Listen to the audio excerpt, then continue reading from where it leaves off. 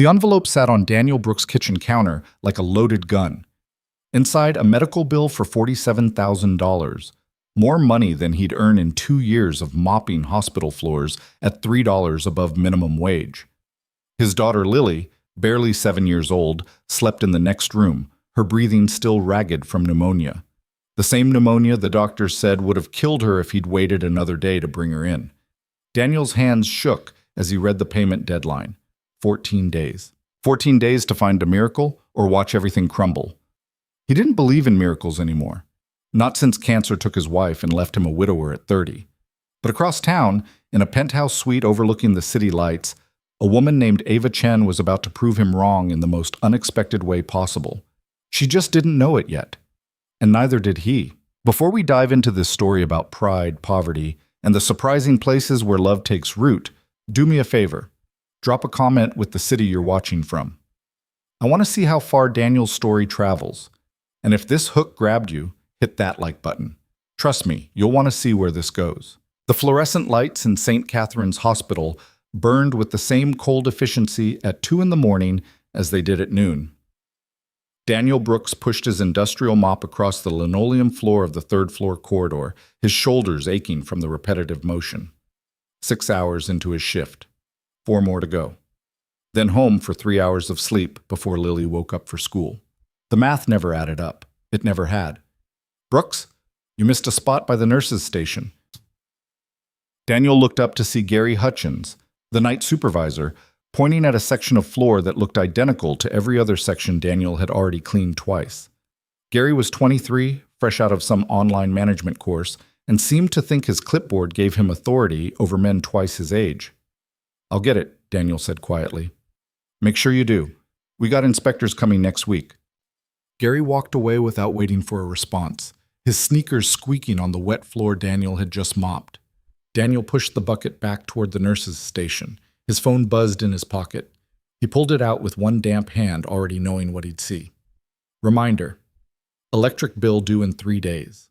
Amount: $127.43. He silenced the notification and went back to mopping. The spot Gary had pointed out didn't exist. It never did. But arguing would cost him this job. And this job was all that stood between Lily and the kind of poverty Daniel remembered from his own childhood. The kind where you wore the same shoes until your toes poked through. The kind where dinner was whatever the food bank had left. "You look like hell, Danny." Daniel glanced up. Marcus Williams, one of the ER nurses, was leaning against the wall, coffee cup in hand. Marcus was one of the few people in this building who treated the janitorial staff like human beings. "Long week," Daniel said. "It's Tuesday." "Like I said." Marcus smiled, but it didn't reach his eyes. "How's Lily doing? Tasha mentioned she was out sick last week." Daniel's chest tightened. Lily's bout with pneumonia had been the worst 5 days of his life since Sarah's funeral. Watching his daughter struggle to breathe, seeing the terror in her eyes as they loaded her into the ambulance, it had brought back every nightmare he'd thought he'd buried. "She's better. Back in school yesterday." "Good. That's good." Marcus hesitated. "Listen, I don't mean to pry, but the hospital billing office, they sometimes have payment plans. If you need—" "I'm handling it," Daniel said, more sharply than he intended. "But thanks." Marcus raised his hands in surrender. "Just saying, no shame in asking for help, man." Daniel nodded, but they both knew he wouldn't ask. Couldn't ask. Pride was a luxury he couldn't afford, but somehow he clung to it anyway, like a drowning man clutching driftwood. Marcus pushed off from the wall. "Hey, before I forget, you got any plans Friday night?" "Same plans I have every night. Why?" "Tasha wants to set you up with someone, her cousin or something." Daniel actually laughed. "Yeah, that's not happening." "Come on, when's the last time you went on a date?" "When's the last time I had money for a date?" "It's just coffee. Tasha says this girl is nice, normal, works at a library or something." Daniel squeezed out his mop, watching dirty water swirl down the drain. "I appreciate it, but I'm not interested in charity dates." "It's not charity. It's coffee with another human being who isn't 7 years old or wearing scrubs." Marcus grinned. "Besides, Tasha's already told her cousin about you. If you don't show, I'm the one who looks bad." "Then you should have asked me first." "Would you have said yes?" "No." Exactly my point. Marcus checked his watch. Friday, 8 o'clock, that coffee place on 5th and Morrison. Just show up, have one cup, make small talk for 30 minutes. If it's terrible, you never have to see her again. Daniel wanted to say no. Wanted to explain that he didn't have the energy for pretending to be someone worth dating. That the last time he'd felt anything resembling happiness was 3 years ago, before Sarah got her diagnosis. That he barely had enough left in him to be a decent father, let alone anything else. But Marcus was looking at him with something that wasn't quite pity, but wasn't far from it either. One cup, Daniel heard himself say. 30 minutes, then I'm out. That's my boy! Marcus clapped him on the shoulder hard enough to make him stumble. Wear something that doesn't smell like bleach, okay? After Marcus left, Daniel finished his rounds in silence. At 6 a.m., he clocked out, changed out of his uniform in the basement locker room, and walked to the bus stop in the pre-dawn cold. The number 7 bus took 40 minutes to wind through the industrial district and drop him 3 blocks from the small apartment he rented in the old warehouse neighborhood. Mrs. Kowalski from 2B was already up, sweeping the hallway in her pink bathrobe and slippers. Morning, Daniel. Morning, Mrs. K. Your little one feeling better? Word traveled fast in a building this small. Much better, thanks. I saved you some borscht. It's in a container by your door, good for fighting off sickness. You didn't have to do that. I made too much anyway. What am I going to do, eat soup for a week? I'm not crazy. She gave him a knowing look. You work too hard, Daniel. A man needs rest. I'll rest when I'm dead, he said, attempting a joke. Mrs. Kowalski didn't laugh. Your Sarah wouldn't want you running yourself into the ground. The mention of his wife hit him like it always did, sudden and sharp. Yeah, well, Sarah's not here. He unlocked his apartment before Mrs. Kowalski could respond. Inside, everything was exactly as he'd left it. Dishes in the sink, Lily's homework spread across the kitchen table, the living room couch that doubled as his bed still unmade. He checked on Lily first. She was sprawled across her twin bed, one arm flung over her head, her dark hair tangled across the pillow. Her breathing was clear, normal. The sight of her chest rising and falling steadily almost brought him to his knees with relief. The medical bill was still on the counter where he'd left it, $47,000. Daniel had already called the billing office twice. They'd offered him a payment plan, $650 a month for 6 years. His rent was $800. His take-home pay after taxes was barely $1,900. The math didn't work. It would never work. He made coffee with yesterday's grounds, then sat at the table and opened his laptop, a refurbished machine he'd bought for $60 off Craigslist. He logged into his bank account and stared at the number there, $247.83. Enough for groceries if he was careful, not enough for the electric bill due Friday. He closed the laptop and pressed his palms against his eyes until he saw stars. Daddy? Lily stood in the doorway, rubbing sleep from her eyes. She was wearing the purple pajamas her mother had bought her 2 Christmases ago, now too short in the arms and legs. Hey, baby, what are you doing up? I heard you come in. She patted over and climbed into his lap like she was still small enough to fit there. She wasn't, not really, but Daniel wrapped his arms around her anyway. You should be sleeping, school day. Are you sad? The question caught him off guard. No, sweetheart, just tired. Mrs. Kowalski says you work too much. Mrs. Kowalski talks too much. Lily giggled, then grew serious. Is it because of me? Because I got sick? Daniel's throat constricted. No, absolutely not. You getting sick wasn't your fault. But the hospital costs money. I heard you on the phone. He should have known she'd been listening. Lily was smart, too smart sometimes. She noticed everything, absorbed everything, worried about things no 7-year-old should have to think about. Don't worry about money, he said, smoothing her hair back. That's my job. Your job is to go to school, do your homework, and stay healthy. Deal? Deal. She was quiet for a moment. I miss Mommy. Me too, baby. Me too. They sat like that until the sky outside began to lighten. Then Daniel made her breakfast, cereal with the last of the milk, and got her ready for school. He walked her to the bus stop 3 blocks away, kissed her forehead, and watched the yellow bus carry her away before trudging back to the apartment. He managed 3 hours of sleep before his alarm went off. He had a second job, landscaping work for a property management company, that started at 1 and ran until 5. After that, he'd have just enough time to pick up Lily from the after-school program, make dinner, help with homework, and get her to bed before his hospital shift started again at 10. The days blurred together. Wednesday, Thursday, each one the same crushing routine. Friday arrived before he was ready for it.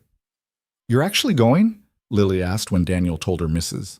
Kowalski would be watching her that evening. "Just for a little while. I'll be back before bedtime." "Is it a date?" She said the word like it was something scandalous and thrilling. "It's coffee with someone Mrs. Marcus knows." "That's a date." "It's 30 minutes of being polite." "That's different." Lily grinned, revealing a gap where she'd lost a tooth last week. "You should bring her flowers." "With what money?" "Daddy?" He ruffled her hair. "I'll be fine. You be good for Mrs. K, okay?" At 7:30, Daniel stood in front of his bathroom mirror and tried to make himself presentable. His best jeans had a patch on one knee. His button-down shirt was wrinkled despite his attempt at ironing. He looked exactly like what he was, a tired man in his 30s who hadn't been on a date in 4 years and had no business pretending otherwise.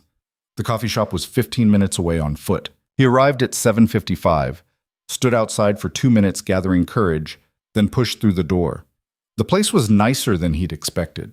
Exposed brick walls, vintage light fixtures, the kind of carefully curated atmosphere that suggested expensive drinks. He checked the menu board and felt his stomach drop. A regular coffee was $5. "Daniel?" He turned. A woman sat alone at a corner table, waving hesitantly. She wore an oversized gray cardigan, glasses that were slightly crooked, and had her dark hair pulled back in a simple ponytail. She looked tired, normal, approachable, nothing like what he'd been expecting. He walked over, suddenly aware of how out of place he felt. "Ava?" "That's me." She stood and offered her hand. Her grip was firm but brief. "Thanks for coming. I know Tasha basically ambushed you into this." Daniel found himself relaxing slightly. "She ambushed you too?" "Oh, completely. I tried to say no, but Tasha's very persuasive." Ava gestured to the chair across from her. "Please sit. Can I get you something? Coffee?" "I'm fine." "Come on, we're in a coffee shop. You have to at least get coffee." Daniel hesitated, then pulled out his wallet and counted what he had. A $10 bill and 3 singles. He'd need the singles for the bus next week. "Actually, I'll grab us both something," Ava said quickly. "What do you like?" "You don't have to." "I insist, really. I got here early and already had 1 cup, so I'm ahead of you anyway. Even the playing field." There was something about the way she said it, not like charity, just like fairness, that made it hard to argue. "Black coffee. Regular size. See? Easy." She headed to the counter, and Daniel noticed she moved with a kind of purposeful efficiency, like someone used to getting things done quickly. She returned with 2 cups and slid one across to him. "They were out of regular, so I got you a medium. Hope that's okay." Daniel wrapped his hands around the warm cup. "Thanks." They sat in silence for a moment. It should have been awkward, but somehow it wasn't. "So," Ava said finally, "Tasha mentioned you work at the hospital?" "I'm a janitor there, night shift." He waited for the usual reaction, the slight withdrawal, the recalibration of expectations. But Ava just nodded. "That's honest work. My grandmother was a janitor for 40 years. She used to say she knew more about people from what they left behind than what they said to her face." Daniel felt something unexpected. Interest. "Your grandmother sounds wise." "She was. She practically raised me." Ava wrapped both hands around her coffee cup. "What about you? Do you like it? The work?" "It pays the bills." He paused. "Most of them, anyway." "That's honest." "You asked an honest question." She smiled at that, a real smile that changed her whole face. "Fair enough. So what do you do when you're not working?" "I have a daughter. She takes up most of the non-working hours." "How old?" 7. Her name's Lily. Pretty name. "It was my wife's favorite flower." The words came out before he could stop them. "Was. She passed away 3 years ago." Ava's expression shifted to something that wasn't pity, more like understanding. I'm sorry. That must be incredibly hard. It is. Daniel took a sip of coffee. It was better than anything he made at home. But we manage. Just the two of you? Just us? Her family never approved of me. Mine's not in the picture. He wasn't sure why he was telling her this. Maybe because she didn't look at him like he was broken. We do okay, though. Lily's smart, funny. She keeps me going. She sounds wonderful. She is. They talked for another 20 minutes. Ava asked about Lily's school, her interests, what she wanted to be when she grew up. She asked about Daniel's work schedule, his commute, whether he'd always lived in the city. She didn't ask about money or ambitions or 5-year plans. She asked about life, the actual daily experience of it. And when Daniel asked about her, she was vague in a way that felt intentional, but not dishonest. I work in business. Corporate stuff, mostly. It's boring. Can't be that boring if you're doing it. Trust me, it is. She laughed. I'd rather hear about Lily. You said she's smart. What's she into? Books? Science? Everything. She reads constantly, asks a million questions about how things work. Daniel felt himself smiling despite his exhaustion. Last week she asked me why rain doesn't fall all at once. I had to look it up. And? Gravity, air resistance, cloud formation. It's complicated. I gave her the simplified version. Did she accept it? She asked 3 follow-up questions. Ava laughed again, and Daniel realized he was enjoying himself. Actually enjoying himself. The feeling was so unfamiliar, it almost scared him. His phone buzzed. Mrs. Kowalski. Lily's ready for bed, but wants to say goodnight. I should go, Daniel said, standing. My daughter. Of course, go. Ava stood too. Thank you for coming. I know you probably had better things to do on a Friday night. Honestly, I didn't. This was... He searched for the right word. Nice. It was nice. Can I ask you something? Ava tilted her head slightly. Would you want to do this again? No pressure, but I'd like to, if you're interested. Daniel knew he should say no. Knew he didn't have time or energy or money for dating. Knew he was barely holding his life together as it was. Yeah, he said. I'd like that. They exchanged numbers. Daniel walked home with his hands in his pockets, the $10 bill still in his wallet, and something that felt dangerously close to hope stirring in his chest.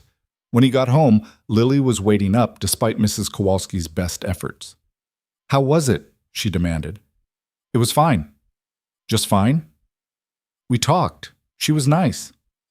Are you going to see her again? Daniel thought about Ava's crooked glasses, her easy laugh, the way she'd paid for his coffee without making it feel like charity. Maybe, he said. Lily squealed and hugged him hard enough to knock the air from his lungs. Don't get too excited, he warned. It was just coffee. But as he tucked her into bed and headed back to the hospital for another night shift, Daniel couldn't quite convince himself that was true. Across the city, Ava Chen rode the elevator to the penthouse suite of the Meridian Tower. The view from 40 stories up was spectacular, city lights spreading out like fallen stars, but she barely noticed. She was thinking about Daniel Brooks. Her assistant, James, was waiting in her home office with files for tomorrow's board meeting. How did it go? He asked. Ava pulled off her glasses and set them on the desk. She didn't need them. They were just part of the costume. He's genuine, completely genuine. That's good, isn't it? It's rare. She opened one of the files without really seeing it. He didn't ask what I do for a living, didn't try to impress me, just talked about his daughter and his work like they were the most important things in the world. Because they probably are. To him. Ava leaned back in her chair. Do you know what he does for a living, James? Tasha mentioned janitorial work. Night shift. At St. Catherine's. The same hospital where my grandmother worked for 20 years before her arthritis got too bad. She was quiet for a moment.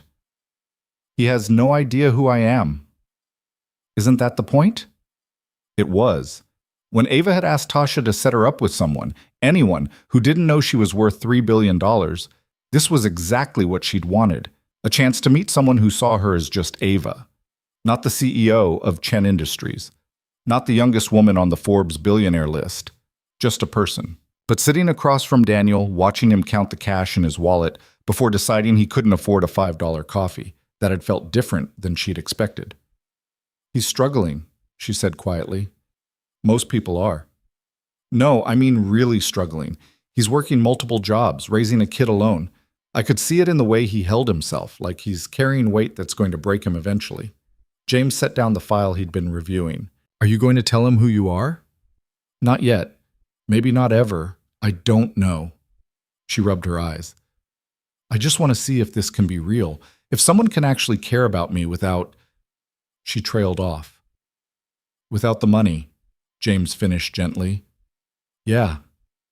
For what it's worth, I think you're doing the right thing, taking your time, being careful. Thanks, James. After he left, Ava pulled up the background check she'd ordered on Daniel Brooks. She'd promised herself she wouldn't look, but curiosity won. The information was sparse. Born in foster care, aged out of the system at 18, worked construction until he met Sarah Ellis. They'd married young, had Lily. Then Sarah got sick, aggressive ovarian cancer. She died 8 months after diagnosis, leaving Daniel with a mountain of debt and a 4-year-old to raise. He'd worked 5 different jobs in 3 years, never missed rent, never asked for help. Lily's school records showed perfect attendance, good grades, no behavioral issues. The financial summary made Ava's chest tighten. Daniel Brooks made $32,000 a year. He owed $63,000 in medical debt from Sarah's treatment. He'd recently incurred another $47,000 from Lily's hospitalization. He was drowning, and he'd still bought her coffee. No. He'd tried to. She'd intervened. Ava closed the file and stared out at the city lights. Her phone rang. Tasha. So? How was it? Why didn't you tell me about his situation? Ava asked. What situation? The debt, his wife, all of it. Tasha was quiet for a moment. Because I knew if I did, you'd see him as a charity case instead of a person. And he's not, Ava. He's a good man who got dealt a bad hand. I thought you'd understand that better than anyone.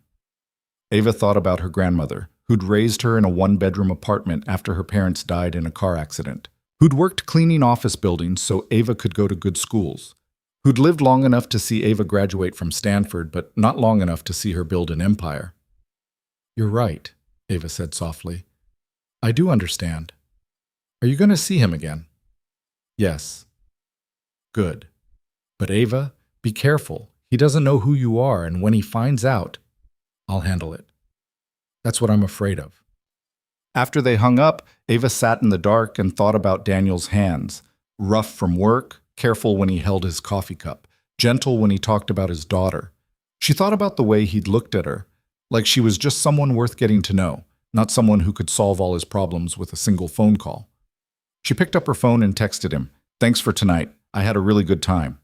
His response came 5 minutes later. "Me too. When can I see you again?" Ava smiled in the darkness. "Soon," she typed. "I promise." What she didn't type, "I'm going to fix this.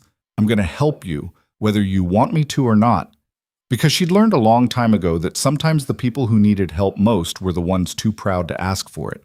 And she'd also learned that having $3 billion meant you could help people without them ever knowing. Daniel Brooks was about to find out just how far Ava Chen was willing to go to protect someone she was starting to care about, even if it meant crossing lines he'd never forgive her for. The second date happened on a Tuesday afternoon, which Daniel thought was strange until Ava explained she had flexibility in her schedule. They met at a park near the river, somewhere free, somewhere Daniel had suggested because he still couldn't stomach the idea of her paying for everything. She showed up in jeans and a faded blue jacket, her hair loose around her shoulders this time. She looked younger somehow, less guarded. Daniel had come straight from his landscaping shift, dirt still under his fingernails despite scrubbing them raw in the gas station bathroom. "Hey," she said, smiling in that way that made her whole face change. "Hey, yourself." They walked along the path that followed the water. It was one of those early spring days where the weather couldn't decide what it wanted to be. Sunshine breaking through clouds, then disappearing just as fast. Daniel had exactly 90 minutes before he needed to pick up Lily from school. "So I have a confession," Ava said after they'd been walking for a few minutes. Daniel's stomach tightened. Here it comes, he thought, the part where she realizes this is a mistake. "I looked you up," she continued, "online. I know that's creepy, but I wanted to make sure you weren't a serial killer or something." "And?" Clean record, although there's not much about you out there. No social media, no digital footprint. You're like a ghost. I don't have time for that stuff. Daniel shoved his hands in his pockets. Did you find what you were looking for? Mostly I found questions, like why someone as genuine as you is still single. Same reason anyone's single. Wrong timing, wrong circumstances, wrong everything. He glanced at her. What about you? I could ask the same question. Ava was quiet for a moment, watching the river flow past. I was engaged once, 5 years ago. Turned out he was more interested in what I could do for his career than in me. When I found out, I ended it. Haven't really trusted anyone since. That's rough. It was educational. She picked up a smooth stone and skipped it across the water. 3 hops. Taught me that people usually want something, even when they say they don't. That's a pretty dark way to look at the world. You don't think it's true? Daniel considered this. I think people are complicated. Some want something. Some don't know what they want. Some are just trying to get through the day without everything falling apart. Which category are you in? The last one. Definitely the last one. Ava laughed, but it sounded sad. At least you're honest about it. They found a bench and sat watching boats drift past. Daniel was hyper-aware of the space between them, close enough that he could smell her shampoo, something clean and simple, but not close enough to touch. Tell me about Lily, Ava said. What's she like? Really like? So Daniel told her. About how Lily had taught herself to read at 5 because she was tired of waiting for him to finish his shifts to read to her. About how she collected rocks she found on the sidewalk and made up elaborate stories about where they'd come from. About how she still slept with the stuffed rabbit Sarah had given her the day she was born, even though its fur was matted and one ear was hanging by threads. She sounds incredible, Ava said softly. She is. She's better than I deserve. Don't say that. It's true, though. I can barely keep food on the table. I work so much I miss half her life. Some days I wonder if she'd be better off. Stop. Ava turned to face him, her expression fierce. Don't finish that sentence. You're doing everything you can. That matters. That's what she'll remember. Daniel wanted to believe her. You sound pretty sure about that. My grandmother worked 3 jobs to raise me. I barely saw her some weeks, but I never once doubted she loved me or that she was trying her best. Ava's voice went quiet. It's the trying that counts, Daniel. The showing up even when you're exhausted. Kids understand that better than we think. They sat in silence for a while. A jogger passed, a couple walking a dog. Normal people doing normal things on a Tuesday afternoon, unaware that Daniel's entire world felt like it was shifting on its axis. Can I ask you something? Daniel said finally. And you can tell me if I'm out of line. Okay? Why me? You seem smart, successful, put together. You could probably date anyone you wanted. So why a broke janitor with a kid and enough baggage to fill a warehouse? Ava didn't answer right away. When she did, her voice was careful, like she was picking each word deliberately. Because you're the first person in years who didn't want anything from me. You didn't ask what I do, what I drive, where I live. You just talked to me, like I was a regular person worth having coffee with.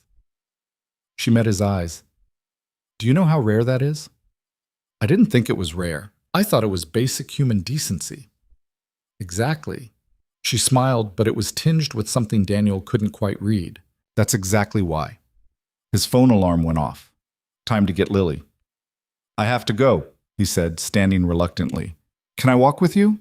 Part of the way, at least? They walked back toward the bus stop together. Daniel kept thinking he should reach for her hand, but couldn't quite work up the nerve. At the corner where he needed to turn off, they stopped. Same time next week? Ava asked. I'd like that. But Ava, I need to be straight with you about something. Okay. I can't do expensive dates. I can't even do cheap dates most of the time. What you see is what you get. A guy who's drowning financially and probably will be for the foreseeable future. If that's not what you're looking for, it's not about the money, Daniel. Easy to say when you're not the one who can't afford it. Ava flinched just slightly. You're right. That was thoughtless. I'm sorry. The apology caught him off guard. No, I'm sorry. That came out harsher than I meant. I just don't want there to be any illusions about what this is, what I can offer. What if I don't need you to offer anything? What if I just want to spend time with you? Daniel looked at her, really looked at her, at the way she stood there waiting for his answer, vulnerable in a way that seemed at odds with the confidence she usually carried.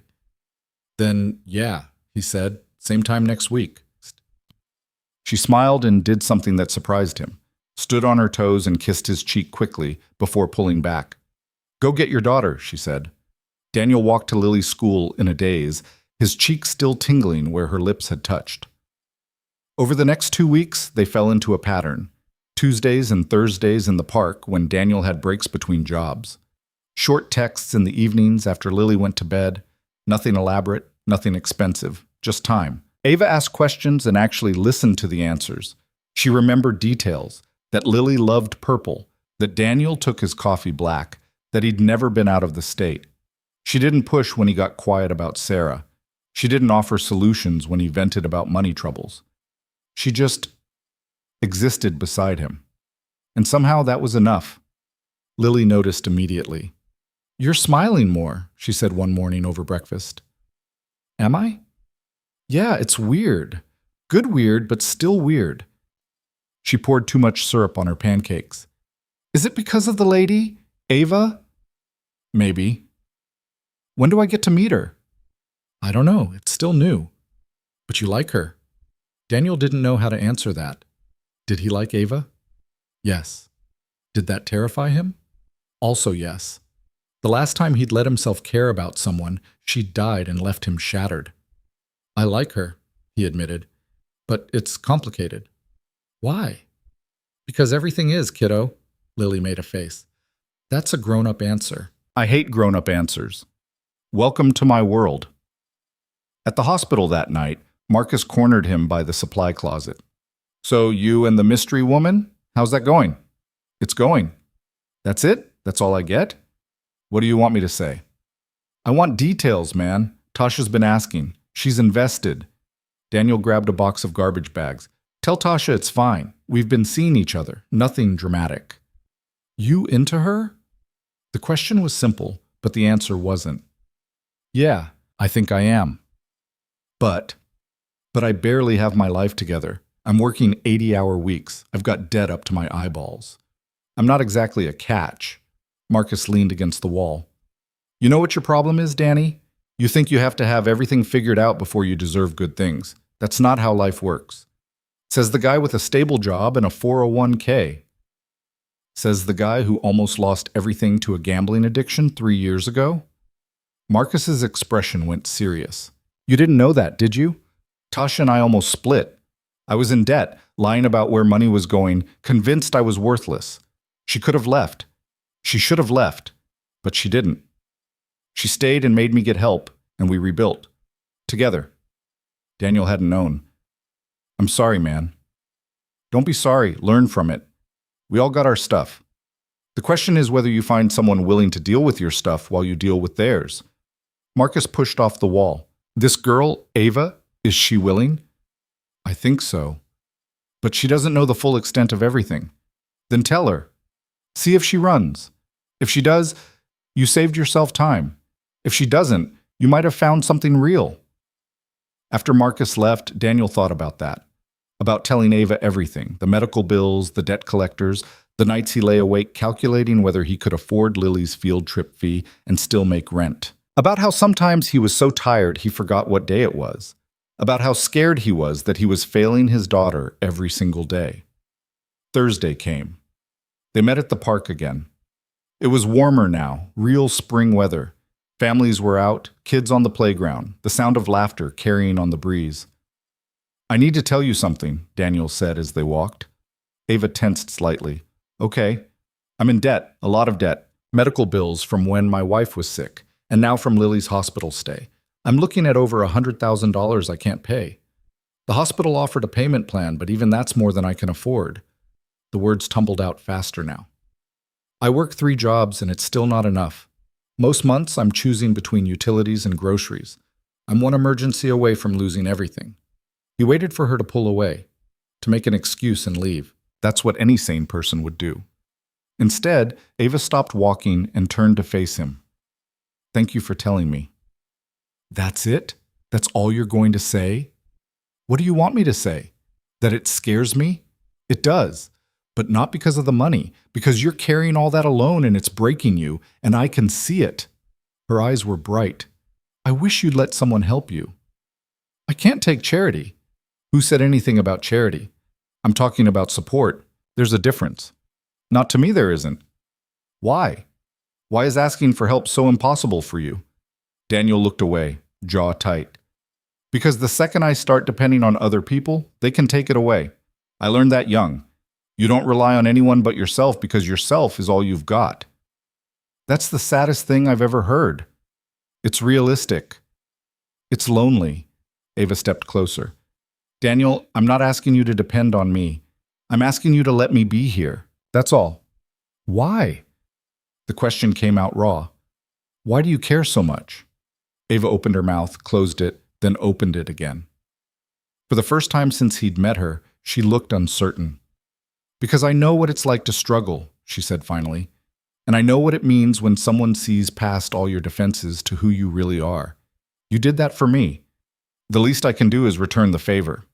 They stood there in the middle of the park path while people flowed around them. Daniel wanted to believe her, wanted to let himself hope that maybe, just maybe, this could work. I'm a mess, he said quietly. Good. I don't trust people who aren't. She reached for his hand then, threading her fingers through his. It was such a simple gesture, but it nearly undid him. They spent the rest of their time together just walking, hands linked, not saying much. When it was time to go, Ava squeezed his hand. Next week? Yeah, next week. But next week didn't come the way Daniel expected. Friday morning, he got a call from the hospital billing office. He almost didn't answer. Calls from unknown numbers were never good news. Mr. Brooks, this is Jennifer from patient accounts at St. Catherine's Hospital. Here we go, Daniel thought. They're going to threaten collections. I'm calling because there's been an update to your account. Your balance has been paid in full. Daniel's brain stuttered.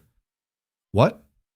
Your balance. Someone made an anonymous payment covering the full amount owed, $47,283.16. You're all clear.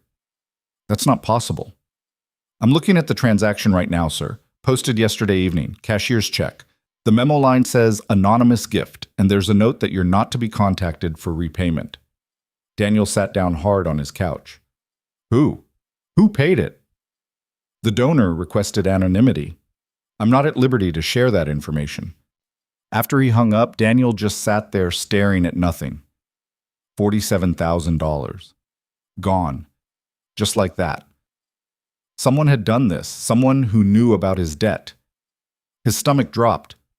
No, she wouldn't. He pulled up Ava's contact and typed, "Did you pay my hospital bill?" The 3 dots appeared immediately, then disappeared. Appeared again. Disappeared. Finally, "Can we talk in person? Answer the question." "Yes." "I'm sorry. I know you're angry, but please let me explain." Daniel felt something crack open inside his chest, something between rage and betrayal, and a hurt so deep he couldn't find the bottom of it. I trusted you. I know, I'm so sorry. Please, Daniel, meet me. Let me explain. He wanted to throw his phone across the room, wanted to scream, wanted to do anything except feel the overwhelming sense of violation washing over him.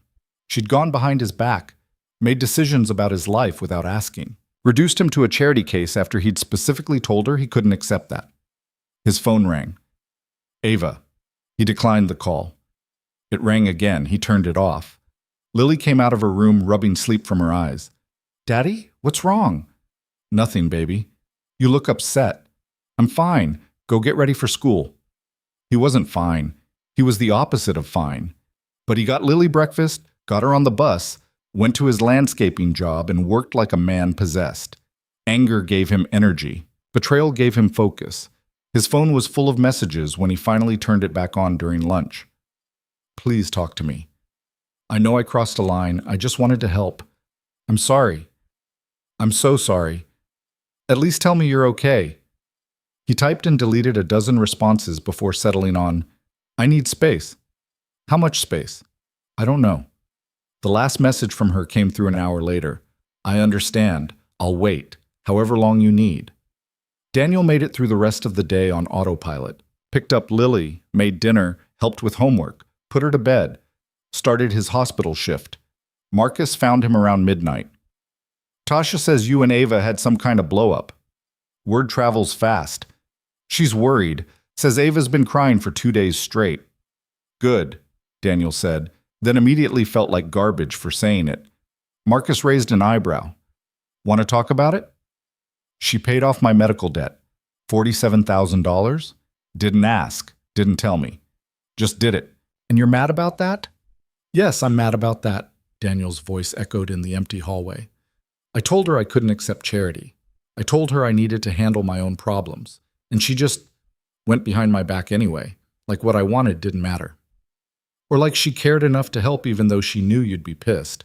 That's not help, Marcus. That's control. Is it? Or is it love? The word hung in the air between them like a grenade.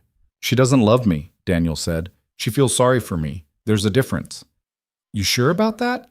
Because Tasha says, I don't care what Tasha says. I care that Ava made me feel like what I wanted didn't matter. Like I didn't have a right to choose how my own life goes. Marcus was quiet for a long moment. You're not wrong to be angry. She should have asked. But Danny, man, when's the last time someone gave a damn about you? Really gave a damn, enough to risk you hating them if it meant you got help? That's not the point. That's exactly the point. You're so used to doing everything alone that when someone actually tries to help, you can't see it as anything but an insult. Daniel turned away. You don't get it. Maybe not, but I know what I see. A good man who's so scared of depending on anyone that he'd rather drown than grab a life preserver. Marcus put a hand on his shoulder. Don't throw away something real just because it came in a package you didn't expect. After Marcus left, Daniel finished his shift in silence. At home, he pulled out his laptop and did something he'd been avoiding.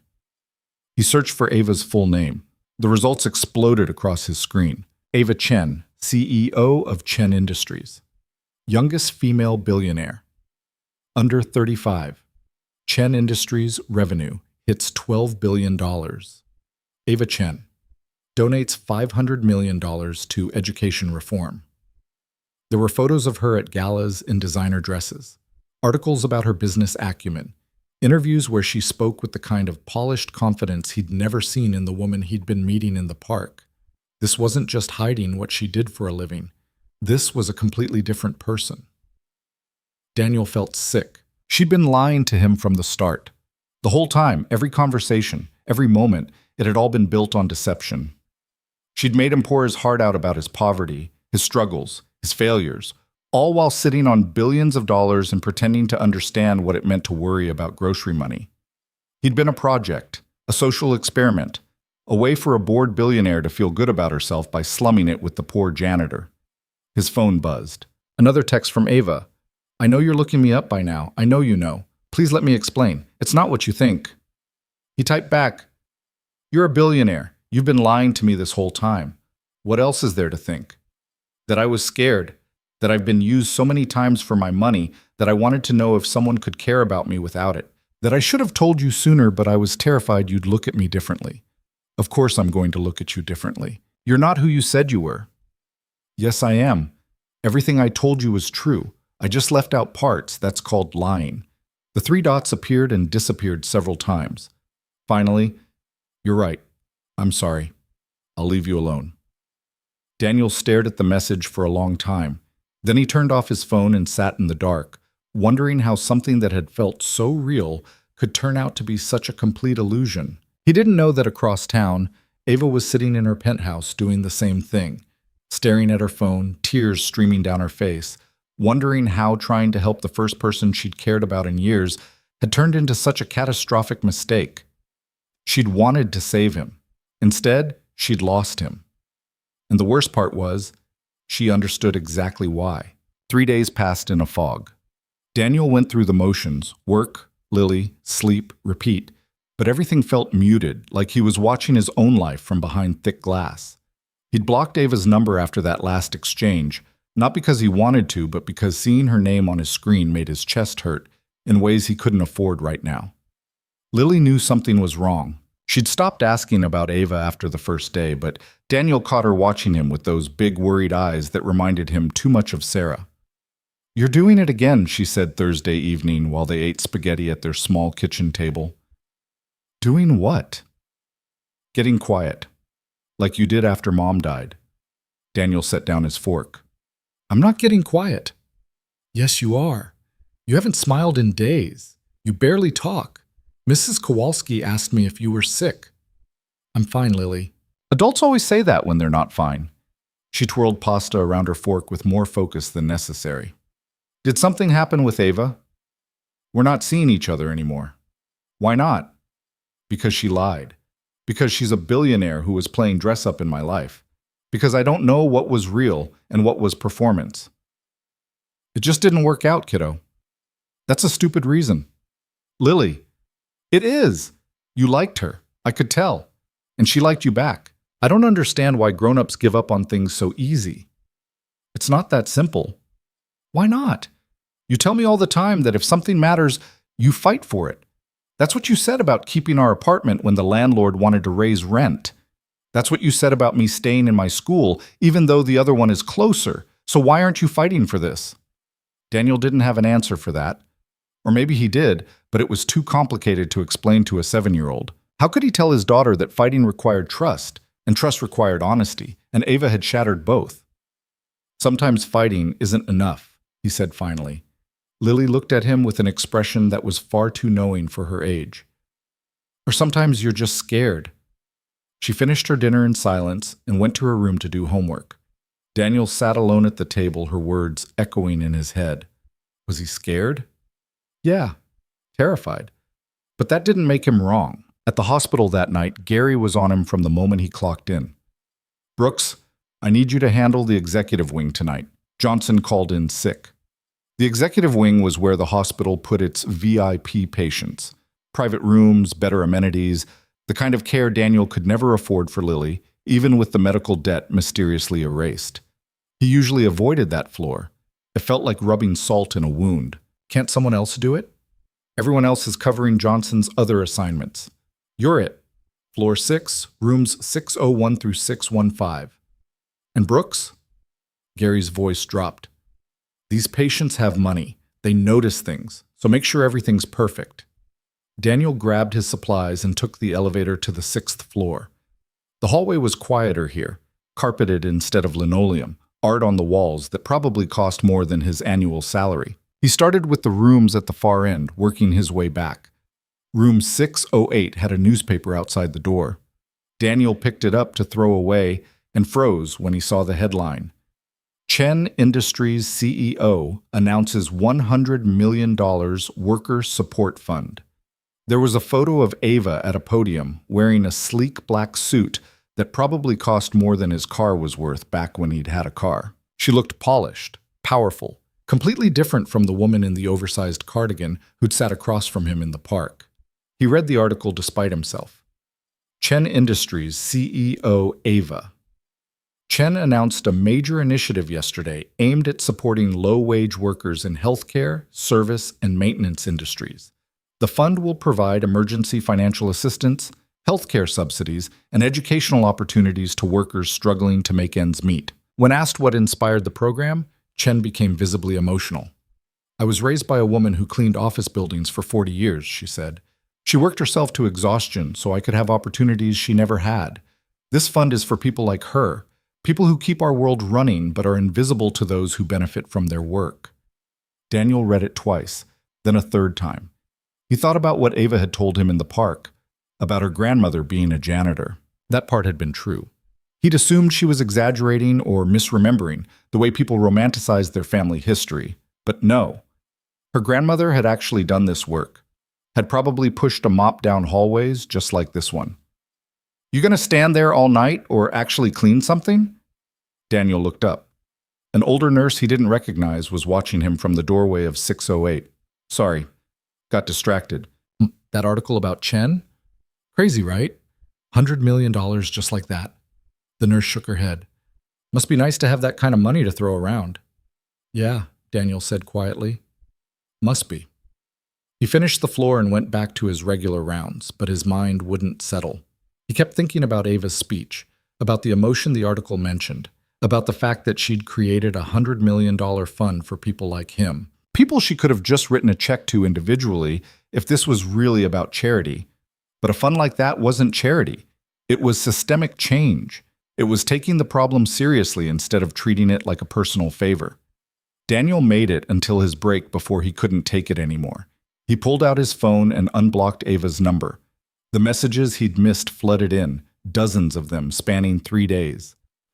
I know you don't want to hear from me. I'm not asking for forgiveness. I just need you to understand.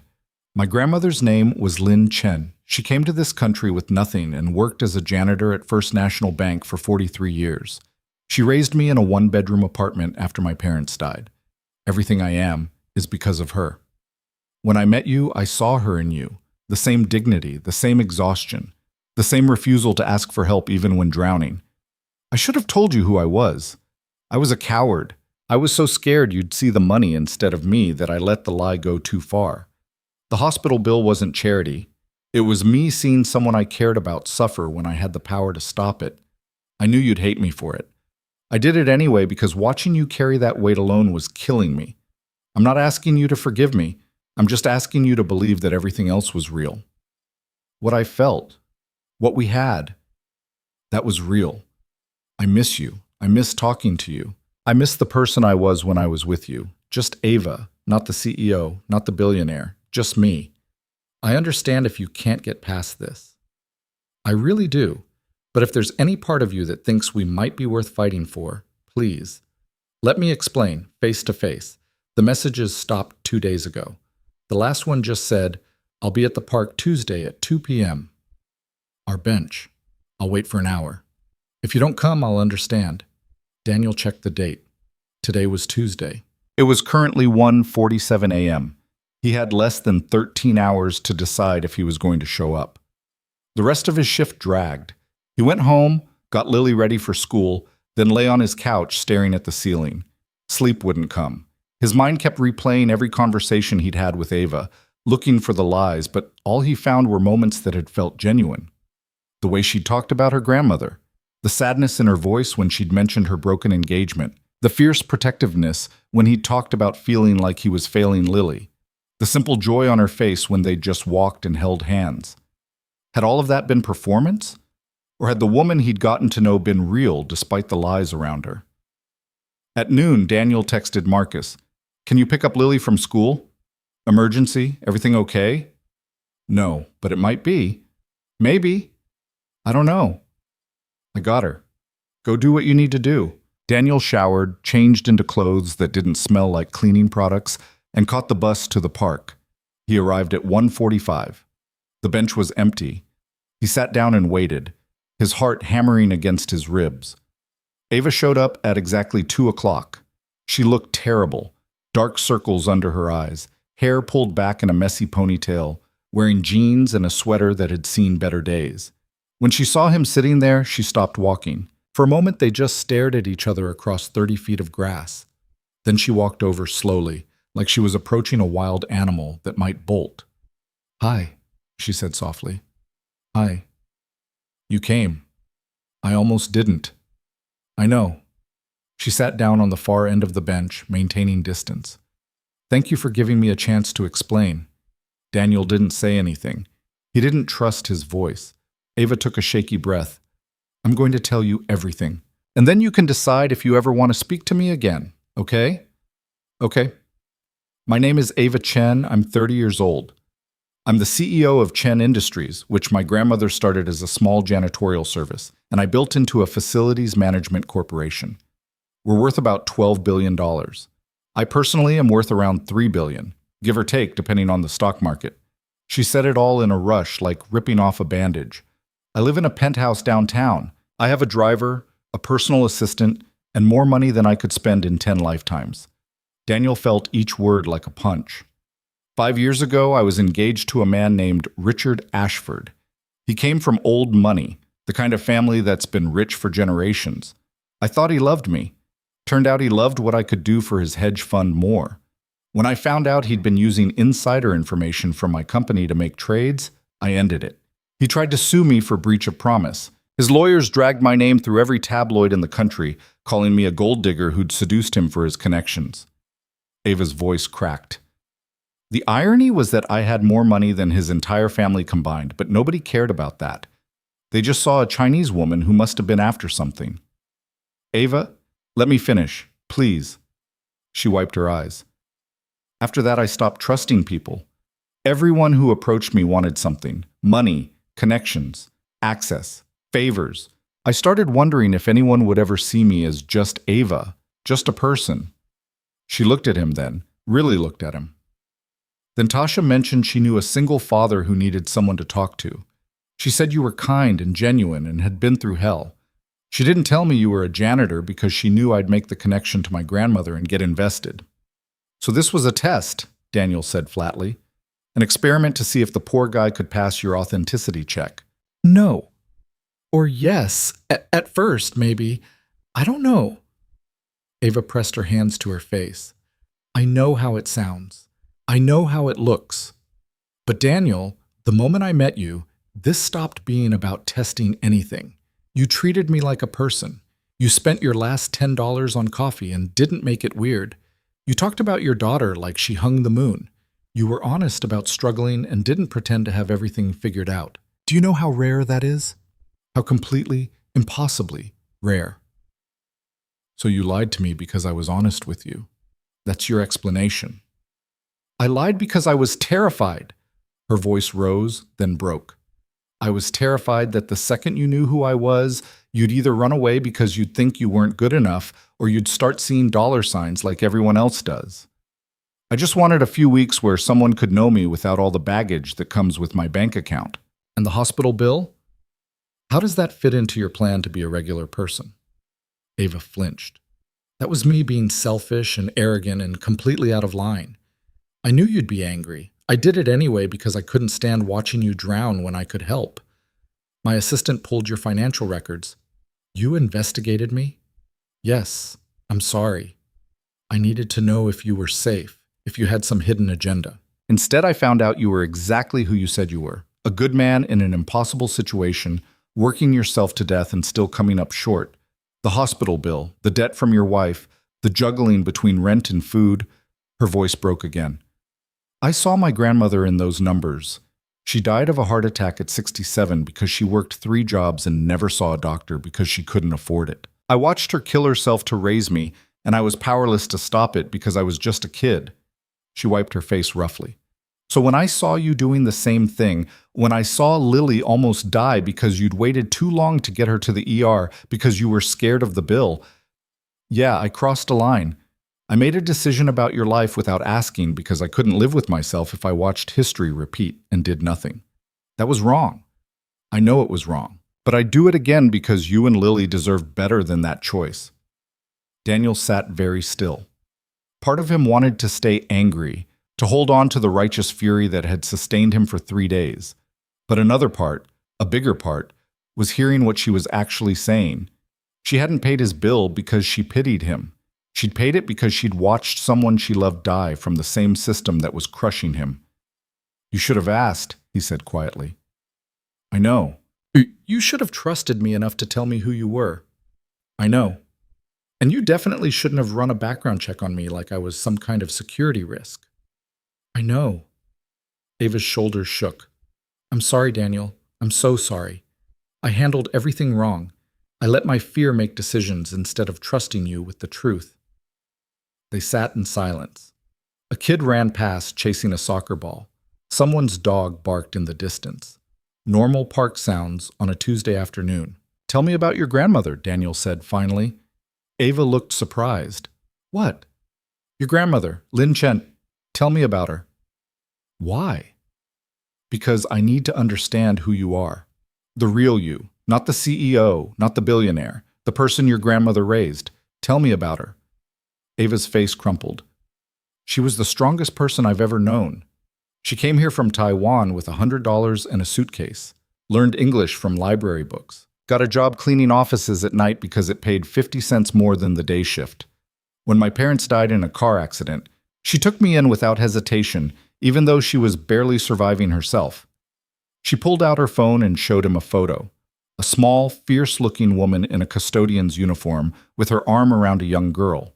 The girl was Ava, maybe 10 years old, grinning despite missing front teeth. She used to say, "Ava, money is nice, but dignity is everything. You treat everyone like they matter because they do." She made me volunteer at soup kitchens, made me learn to fix things instead of replacing them, made me remember where I came from even as I built something bigger. Ava's voice went soft. When Chen Industries went public and I made my first billion, you know what she said? "Good. Now you can help people properly." Not congratulations, not "we're rich," just a reminder that money is a tool, not a trophy. She sounds incredible. She was. She died 6 years ago. Heart attack at work. She was 67 years old, still cleaning offices because she said she'd go crazy if she retired. Ava looked down at the photo. I offered to support her 1,000 times. She always refused, said she wasn't a charity case, that she could take care of herself. The parallel hit Daniel like a freight train. "I sound like her," he said. "Yeah, you really do." Ava met his eyes. "That's why I couldn't just stand by and watch. I failed her. I couldn't save her because she wouldn't let me. But I could save you, or I thought I could. Instead, I just made you hate me. I don't hate you." "You should." "Yeah, probably." Daniel ran his hands through his hair. "But I don't. I'm angry and hurt and confused as hell, but I don't hate you." "What do you feel then?" "Honestly, I don't know. Part of me wants to walk away and never look back because trusting you feels impossible now. But another part keeps remembering how you looked when you talked about Lily, how you listened when I vented about work, how you made me feel like maybe I wasn't completely failing at everything." He looked at her. "Was any of that real? Or were you just playing a role?" "It was real," Ava said fiercely. "All of it. Every conversation, every moment, that was me. The real me. Not the CEO who has to have all the answers. Not the billionaire everyone wants something from. Just Ava, sitting in a park with someone who made me feel normal for the first time in years." "But you're not normal. You're a billionaire." "So what? That means I can't want simple things, can't want someone to talk to who doesn't have an agenda, can't want to hold hands with someone who actually likes me and not what I represent?" Her voice rose. "I know I have privilege you can't imagine. I know my problems aren't the same as yours.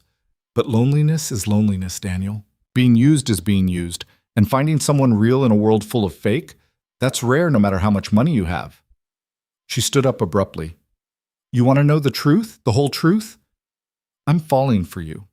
I have been since that first coffee date when you tried to pay with your last $10 and looked at me like I was someone worth getting to know. I'm falling for you, and it terrifies me because everyone I've ever cared about has either died or betrayed me or both. So yeah, I lied about who I was because I couldn't handle losing this too. I couldn't handle watching you look at me differently the second you knew about the money." Daniel stood too. "You don't get to make that choice for me. You don't get to decide what I can and can't handle." "You're right. I don't. I'm sorry." "Stop apologizing and listen to me." Daniel stepped closer. "You hurt me. You violated my trust and made me feel like a project instead of a person. That's real, and I'm allowed to be angry about it. I know, and I'm not done. You hurt me. But you also told me why, and that matters. You also created a $100 million fund to help people like me, which is more than an apology. It's action. You also showed me who you really are, and that person, the one who was raised by a grandmother who cleaned offices, the one who's scared of being used, the one who's lonely despite having everything money can buy, that person I understand." Ava stared at him, tears streaming down her face. "I'm not saying I forgive you," Daniel continued. "I'm not saying I trust you. I'm saying I understand why you did what you did, even if it was wrong. And I'm saying that maybe, if you're willing to be completely honest from here on out, no more lies, no more secrets, no more decisions about my life without asking me, maybe we could try again." "You mean that?" "I don't know. Ask me in a week. Ask me in a month. Right now, all I know is that I'm tired of being angry, and I miss talking to you, and maybe that's enough to start with." Ava moved toward him, then stopped herself. "Can I hug you, or is that too much?" "It's probably too much." "Okay." They stood there awkwardly, both wanting to close the distance, but neither quite ready to. Finally, Daniel said, "One condition. Anything. You meet Lily. If we're going to do this, and I'm not saying we are, just if, then she needs to be part of it. No more separate worlds. She's my priority. Always." "I understand. I'd like to meet her. And no more background checks or investigations or surprise payments. You want to help with something? You ask first, even if you think I'll say no. Even if it kills you to ask. You ask. I promise. And we take this slow, like painfully slow. I need time to figure out if I can trust you again." Ava nodded, wiping her eyes. "I'll go as slow as you need." Daniel finally let himself move closer. Not quite touching, but close enough that he could see the exhaustion in her face, the vulnerability she usually kept hidden. "I'm still mad at you," he said. "I know. And this is probably a terrible idea." "Probably. But I want to try. I think we should try." "Me too." This time when she reached for his hand, he let her take it. Her fingers were cold, and she was shaking slightly. And it wasn't perfect or smooth or anything like the movies. It was messy and complicated and fraught with everything that could go wrong. But it was real. And for now, that was enough. They walked through the park for another hour, still holding hands but maintaining careful distance in every other way. The conversation was stilted at first, both of them dancing around the crater their fight had left, but gradually it found its rhythm again. Ava told him about the Worker Support Fund, how she'd fast-tracked it through the board in 3 days of brutal meetings. Daniel told her about Lily's reaction to their breakup, how his daughter had called him stupid for giving up so easily. "She sounds like she has more sense than both of us," Ava said. "She usually does. It's terrifying." When they finally parted ways, Daniel felt something he hadn't felt in days. Hope. Fragile, uncertain hope, but hope nonetheless. He picked up Lily from Marcus and Tasha's house. Lily took one look at his face and grinned. "You saw her. How did you? You're smiling again. Like actually smiling." She grabbed her backpack. "Does this mean you're not being stupid anymore?" "I'm trying not to be." In the car, Lily was uncharacteristically quiet. Finally, she said, "Daddy, are you going to marry her?" Daniel nearly drove off the road. "What? No, Lily, we're just starting to talk again. Marriage is... that's not even on the table." "But you like her." "Yeah, I like her. And she likes you." "I think so." "So why wouldn't you marry her?" "Because that's not how it works, kiddo. You don't just jump from we like each other to marriage. There's a whole bunch of stuff in between." "Like what?" "Like dating, and getting to know each other, and figuring out if you're compatible long-term, and..."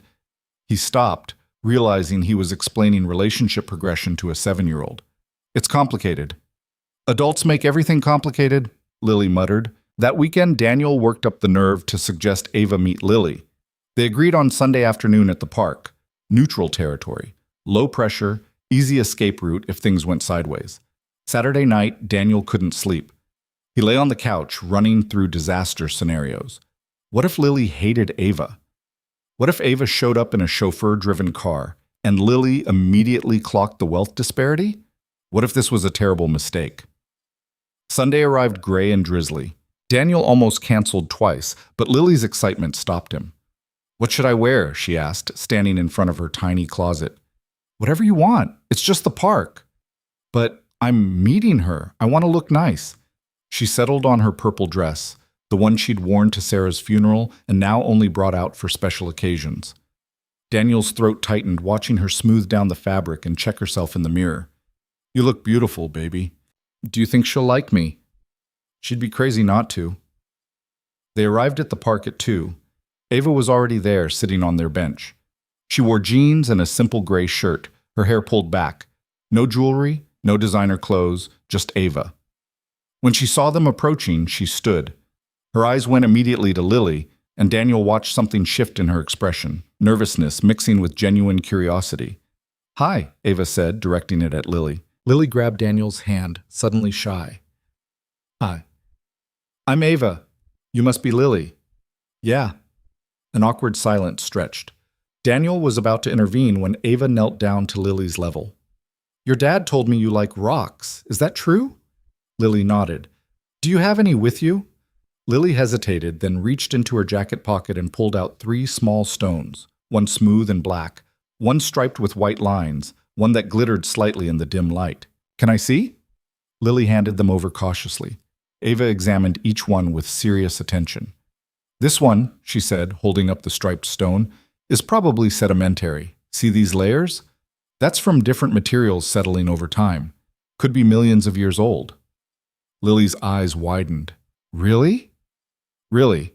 And this sparkly one might have quartz in it. You should test it. Quartz is one of the hardest minerals. It can scratch glass. How do you know about rocks? My grandmother used to collect them. She'd take me on walks and we'd look for interesting ones. She said each rock had a story if you knew how to read it. Ava handed them back carefully. These are great finds. Just like that, the ice was broken. Lily started talking about her rock collection, about school, about the book she was reading about volcanoes. Ava listened with complete focus, asking questions that showed she was actually paying attention. Daniel stood back and watched, something tight in his chest gradually loosening. They walked the park paths together. Lily found more rocks. Ava helped her identify them using a geology app on her phone. When Lily got tired, they sat on the bench and Ava pulled out a bag of gummy bears she'd brought. I didn't know what you liked, she said to Lily, so I guessed.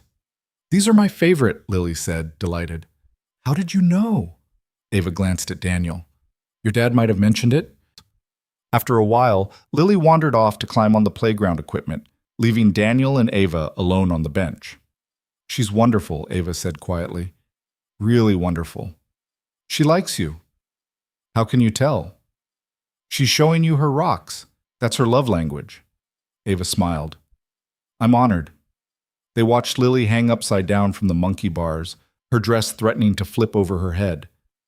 This is terrifying, Ava said suddenly. What is? This. Caring about you is one thing, but caring about her too? Ava's voice dropped. That's so much bigger. If I screw this up, it's not just you I hurt. It's her. And the idea of doing that makes me want to run for the hills. Daniel understood completely. Welcome to parenthood. That fear never goes away. How do you handle it? Badly, most of the time. But I show up anyway because that's what you do when you love someone. Ava looked at him. Is that what this is? Love? I don't know, maybe. Probably. Daniel rubbed his face. I'm not good at this part. The defining it, labeling it, making it official. I just know I think about you constantly, and Lily asks about you every day, and when you're around, I feel like maybe I'm not drowning quite as hard. That might be the most honest thing anyone's ever said to me. Yeah, well, honesty's kind of our thing now, right? Right. Lily ran back over, breathless. Ava, can you come next Sunday too? Ava looked at Daniel. He nodded slightly. I'd love to, Ava said. Over the next few weeks, they fell into a pattern. Sundays in the park became routine. Ava started bringing things. A kite one week, sidewalk chalk another, a science experiment kit that resulted in a small explosion and all three of them covered in vinegar and baking soda. She was awkward sometimes, clearly unused to kids, but she tried. And Lily, perceptive as always, seemed to appreciate the effort more than perfection. Daniel and Ava's relationship rebuilt slowly. They texted daily, had coffee during his breaks when schedules aligned, talked on the phone late at night after Lily went to bed. But they didn't rush into anything physical, a hand squeeze here, a brief hug there. Daniel needed the space to rebuild trust, and Ava seemed to understand that. One Tuesday evening, Daniel's phone rang while he was making dinner. Unknown number. He almost didn't answer. Mr. Brooks? This is Jennifer Chen from the Chen Industries Worker Support Fund. Daniel's stomach dropped. Okay. I'm calling because your application has been flagged for review. Our system shows you qualify for our emergency assistance program based on your employment history and financial situation. We'd like to offer you a support package, including healthcare subsidies and educational grants. I didn't apply for anything. Our program accepts applications from employers on behalf of employees. St. Catherine's Hospital submitted your information. Daniel closed his eyes. Did Ava Chen personally review my case? There was a pause. I'm not at liberty to discuss individual review processes. That's a yes. Thank you, but I'm declining. Mr. Brooks, this is a substantial package. Are you sure? I'm sure. He hung up and immediately called Ava. Hey, she answered. I was just thinking about you. Did you have the hospital submit my name to your worker fund? Silence. Ava. Yes. Her voice was small. But Daniel, it's not what you think. The fund is legitimate. You qualify based on the criteria. I didn't pull strings or you promised no more decisions about my life without asking. You're right. I'm sorry. I just thought you knew better than me what I needed. Again. That's not fair. The fund exists to help people exactly like you. Why shouldn't you benefit from it? Because it's your money. Because it puts me in debt to you whether you admit it or not. Because I told you I needed to stand on my own, and you keep trying to catch me without asking if I want to be caught. He heard her breathing on the other end of the line. You're right, she said finally. You're completely right. I keep doing this. I keep thinking I know what's best and overriding what you've told me you need. I don't know how to stop. You stop by respecting my choices, even when you disagree with them. What if your choices are self-destructive? What if you're refusing help because of pride when accepting it could change your life? Then that's my decision to make, my life to ruin, not yours to fix. I can't just stand by and watch you struggle when I could help. Yes, you can. That's exactly what respect looks like. You can offer, I can decline. You accept it and move on. Another long silence. I'm withdrawing your name from the fund, Ava said quietly, and I'm sorry, again. I don't know why I keep doing this. I do. It's because you couldn't save your grandmother, so you're trying to save me instead. But Ava, I'm not her, and I'm not a project you need to complete to feel better about the past. He heard a sharp intake of breath. Is that what you think? Her voice cracked. That this is about my guilt? Isn't it? At least partly? No, maybe. I don't know. She was crying now. Maybe you're right. Maybe I am trying to fix something that can't be fixed. But it's not just guilt, Daniel. I care about you. I care about Lily. The idea of you choosing pride over help when I have resources sitting in a bank account doing nothing, it makes me crazy. Your resources, your bank account, not mine. I didn't earn that money. I don't have a right to it just because we're dating. We're more than dating. Are we? Because from where I'm standing, it feels like you still see me as someone who needs rescuing. And I need to be with someone who sees me as an equal, even if our bank accounts never will be. I do see you as an equal. Then act like it. Stop trying to solve my problems. Stop making decisions for me. Just be with me, wherever I am, even if where I am is struggling. Ava was quiet for a long time. I don't know if I can do that. I don't know if I can watch someone I love barely keeping their head above water and not throw them a life preserver. Then maybe this won't work. The words hung between them, heavy and awful. Is that what you want? Ava asked. To end this? No, but I need to know you can respect my boundaries, really respect them, not just agree and then do what you think is best anyway. Okay, I hear you. No more fund applications, no more surprise payments, no more anything without asking first, even if I think you're being stubborn. Promise? I promise. For real this time. Daniel wanted to believe her. He did believe her, mostly. But there was a small voice in the back of his head that wondered if she was capable of what he was asking.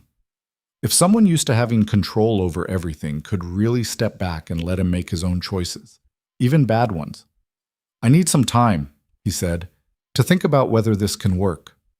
How much time? I don't know. A week, maybe more. But we're still doing Sunday with Lily.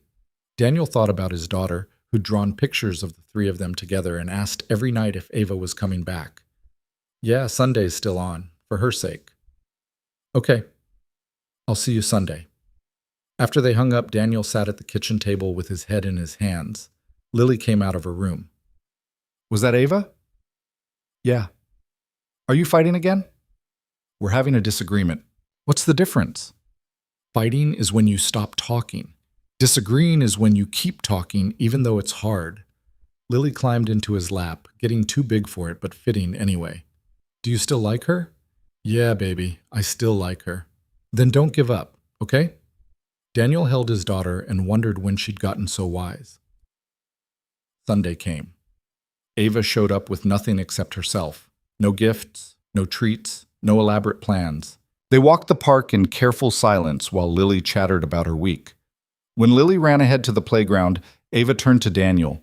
I've been thinking about what you said, about respecting your choices. And I realized you're right. I've been treating you like someone who needs saving instead of someone who's already surviving. That's not fair and it's not partnership. She took a breath. So I'm going to stop, really stop. No more fund applications, no more anything. If you want help, you'll ask. And if you don't ask, I'll trust that you know what you need better than I do. Just like that? It's not just like that. It's going to be hard. Every instinct I have is going to scream at me to intervene. But I'm going to ignore those instincts because I care about you more than I care about being right. She met his eyes. I want this to work, Daniel. I want us to work. But not if it means steamrolling over what you need in the process. Daniel studied her face, looking for the catch. There wasn't one. She meant it. Okay, he said slowly. Okay, we can try. Yeah? Yeah. But Ava, the first time you overstep, I know, you're done, I get it, and I'll earn your trust back even if it takes years. They sat on the bench watching Lily play. After a while, Daniel reached for Ava's hand. She laced her fingers through his and held on like she was afraid he'd disappear. Can I tell you something? She asked. Sure.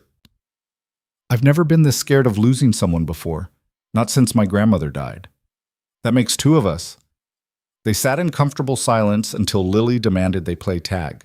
Ava was terrible at it, running in heels she'd worn despite the park setting, but she laughed when Lily caught her and didn't complain when she twisted her ankle on uneven ground. Watching her sit on the grass with Lily, examining her ankle while his daughter fetched a dandelion as medicine, Daniel felt something settle in his chest. This was messy. It was complicated. It probably shouldn't work. But maybe, just maybe, it would. The following week, Daniel got a call from Marcus. You sitting down? Should I be? The hospital's hosting a charity gala next month. Big fancy thing where rich people donate money and feel good about themselves. They want worker representation on the panel that speaks about healthcare access. Okay, and? And Gary nominated you. Daniel laughed. That's hilarious. Why would Gary nominate me? Because apparently someone told the hospital board that you're a single father working multiple jobs who almost lost his daughter to medical debt. They want you to share your story. Put a human face on the statistics. Daniel's stomach sank. Someone told them. Who? No idea. But Danny, this is huge. They're offering an honorarium, $5,000 just for speaking. Plus it's a chance to actually make change. The board will be there, donors, people who can influence policy. I don't want to be someone's poverty porn. It's not like that. This is real. They want to launch a financial assistance program based on worker testimony. You'd be helping people like us. Daniel thought about it. $5,000 would cover Lily's after-school program for a year, would give them breathing room. But the idea of standing in front of rich people and essentially begging for scraps made his skin crawl. Let me think about it. He told Ava about it that evening on the phone. Did you have something to do with this? He asked. No, I swear I didn't. But Daniel, this is an incredible opportunity. To humiliate myself in front of strangers? To advocate for yourself and others like you?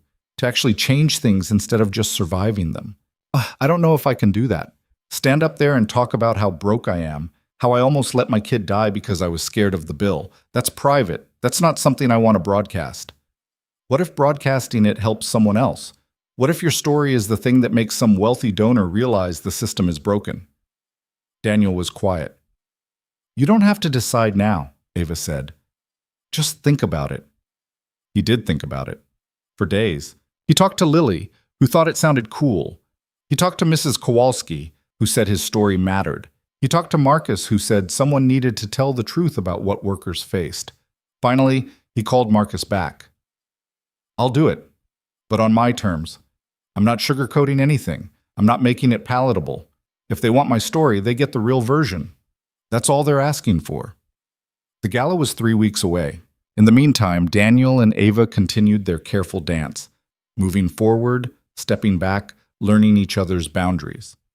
Ava came to Sunday dinners at Daniel's apartment, sitting at his wobbly kitchen table and eating spaghetti like it was a 5-star meal.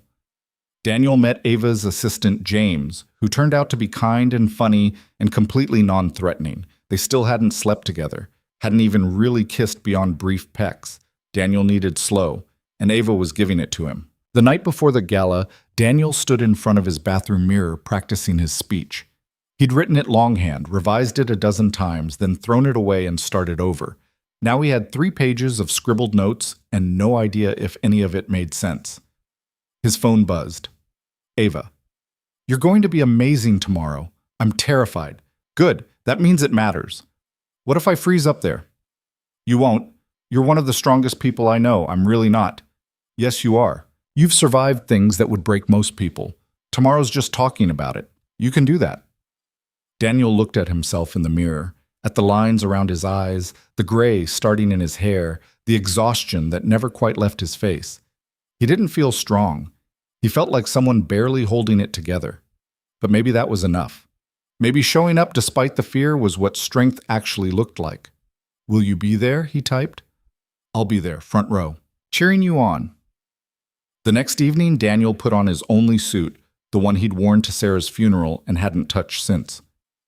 It was tight in the shoulders now, the pants a little short, but it would have to do. Lily helped him tie his tie, her small fingers fumbling with the knot until they got it right. You look handsome, Daddy. I look nervous. You look brave. Marcus drove him to the hotel where the gala was being held. The parking lot was full of luxury cars that cost more than Daniel made in 5 years. He almost turned around and left. You got this, Marcus said, clapping his shoulder. Go tell them the truth. Inside the ballroom was exactly what Daniel expected. Crystal chandeliers, white tablecloths, people in evening gowns and tuxedos sipping champagne. He'd never felt more out of place in his life. Then he saw Ava. She was standing near the stage wearing a simple black dress, her hair up. When she spotted him, her whole face lit up. She crossed the room quickly. You came. I said I would. I know, but I thought you might change your mind. She adjusted his tie slightly. You look good. I look like a janitor in a suit. You look like someone who's about to change minds. A woman with a clipboard approached. Mr. Brooks, we're ready for you. You'll be the 3rd speaker right after dinner service. Daniel's heart hammered. Okay. Ava squeezed his hand. I'll be right there. Front row. If you get scared, just look at me. That might make it worse. Why? Because you matter too much now. The idea of disappointing you is worse than disappointing strangers. You couldn't disappoint me if you tried. He wanted to kiss her then, properly kiss her for the first time. But there were people everywhere and his mouth was dry and the clipboard woman was waiting. After, he said. Remind me after. Deal. The dinner was endless. Daniel sat at a table with other hospital staff, picking at food he was too nervous to eat. The first speaker was a surgeon talking about innovative procedures. The second was a hospital board member discussing financial sustainability. Then it was Daniel's turn. He walked to the podium on shaking legs. The room was full, maybe 300 people. He found Ava in the front row sitting next to James, her eyes locked on his. He pulled out his notes, put them down, picked them up again. Then he started talking. My name is Daniel Brooks, he began, his voice rough but steady. I'm a night shift janitor here at St. Catherine's. I make $32,000 a year before taxes. I'm a single father to a 7-year-old daughter named Lily. And 3 months ago, I had to choose between her life and financial ruin. The room went quiet. Daniel gripped the podium. Lily got pneumonia. I waited 2 days to bring her to the emergency room because I was terrified of the bill. Not because I'm a bad father. I hope I'm not a bad father. But because I'd already been through this once with my wife. I watched cancer treatment drain our savings, pile up debt I'm still paying off, and ultimately take her anyway. So when Lily got sick, I did what any rational person in my position would do. I gave her over-the-counter medicine and prayed it would be enough. He saw people shifting in their seats. Good. He wanted them uncomfortable. By the time I finally took her in, she was turning blue. The ER doctor told me another 12 hours, and we'd be planning a funeral instead of treatment. Do you know what I felt in that moment? Relief. Not because she was going to be okay, but because the decision had been taken out of my hands. I didn't have to choose anymore between my daughter's life and my family's survival. The universe had chosen for me. Daniel's hands shook. He looked at Ava. She was crying silently, but she nodded at him to continue. Lily spent 5 days in the hospital. She recovered. The bill was $47,000. That's more than I make in a year and a half. The hospital offered me a payment plan of $650 a month for 6 years. My rent is $800. My take-home pay is $1,900. The math doesn't work. It will never work. He paused, scanning the room. Some people were looking down. Others were watching him with something that might have been shame. I work 80-hour weeks across 3 jobs. I haven't had a day off in 2 years. I buy groceries based on unit price, not nutrition. I wear shoes until they have holes because new ones aren't in the budget. And I still can't afford to keep my daughter safe. That's not because I'm lazy or irresponsible or making bad choices. It's because the system is designed in a way that ensures people like me fail. Someone in the back of the room started to clap. Then another person. Then a whole section. Daniel waited for it to die down. I'm not here to make you feel sorry for me. I'm here to tell you that I represent thousands of workers in this hospital alone.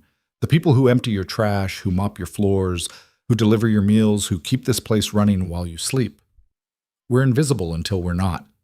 And when we become visible, it's usually because something catastrophic has happened. He pulled out a piece of paper from his pocket, crumpled, worn from being folded and unfolded.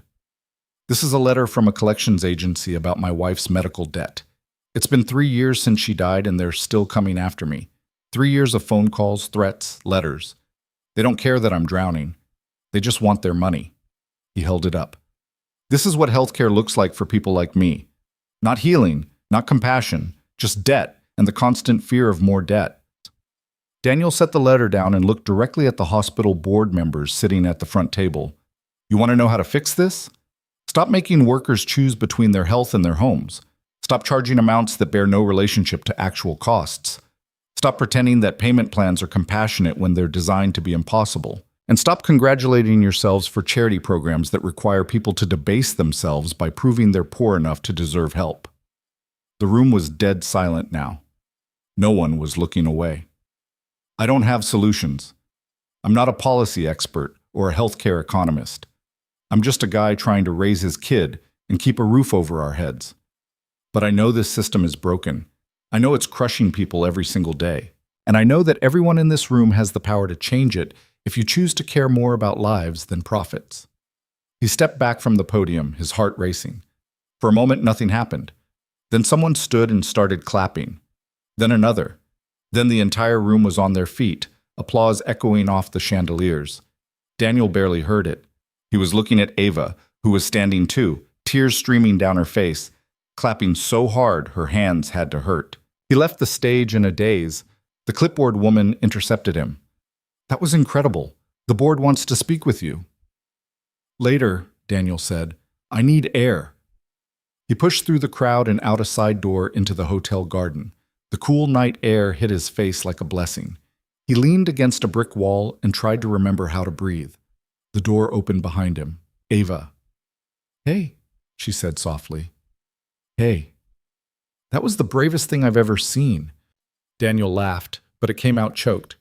I basically told a room full of rich people that they're complicit in a broken system. Pretty sure I just tanked any chance of actually getting help. Are you kidding? You changed minds in there. I could see it happening. Or I just made them feel guilty for 5 minutes before they go back to their lives. Ava moved closer. You don't give people enough credit. Yes, some of them will forget by tomorrow, but others won't. Others will think about what you said every time they make a decision that affects workers. You planted seeds tonight, Daniel. That matters. I don't feel brave. I feel like I'm going to throw up. That's adrenaline. It'll pass. She touched his arm gently. You did what you set out to do. You told the truth. You didn't sugarcoat it or make it comfortable. You made them see you as a person, not a statistic. Daniel finally looked at her. I was terrified up there. I know, but you did it anyway. That's what courage is. You're the only reason I didn't run.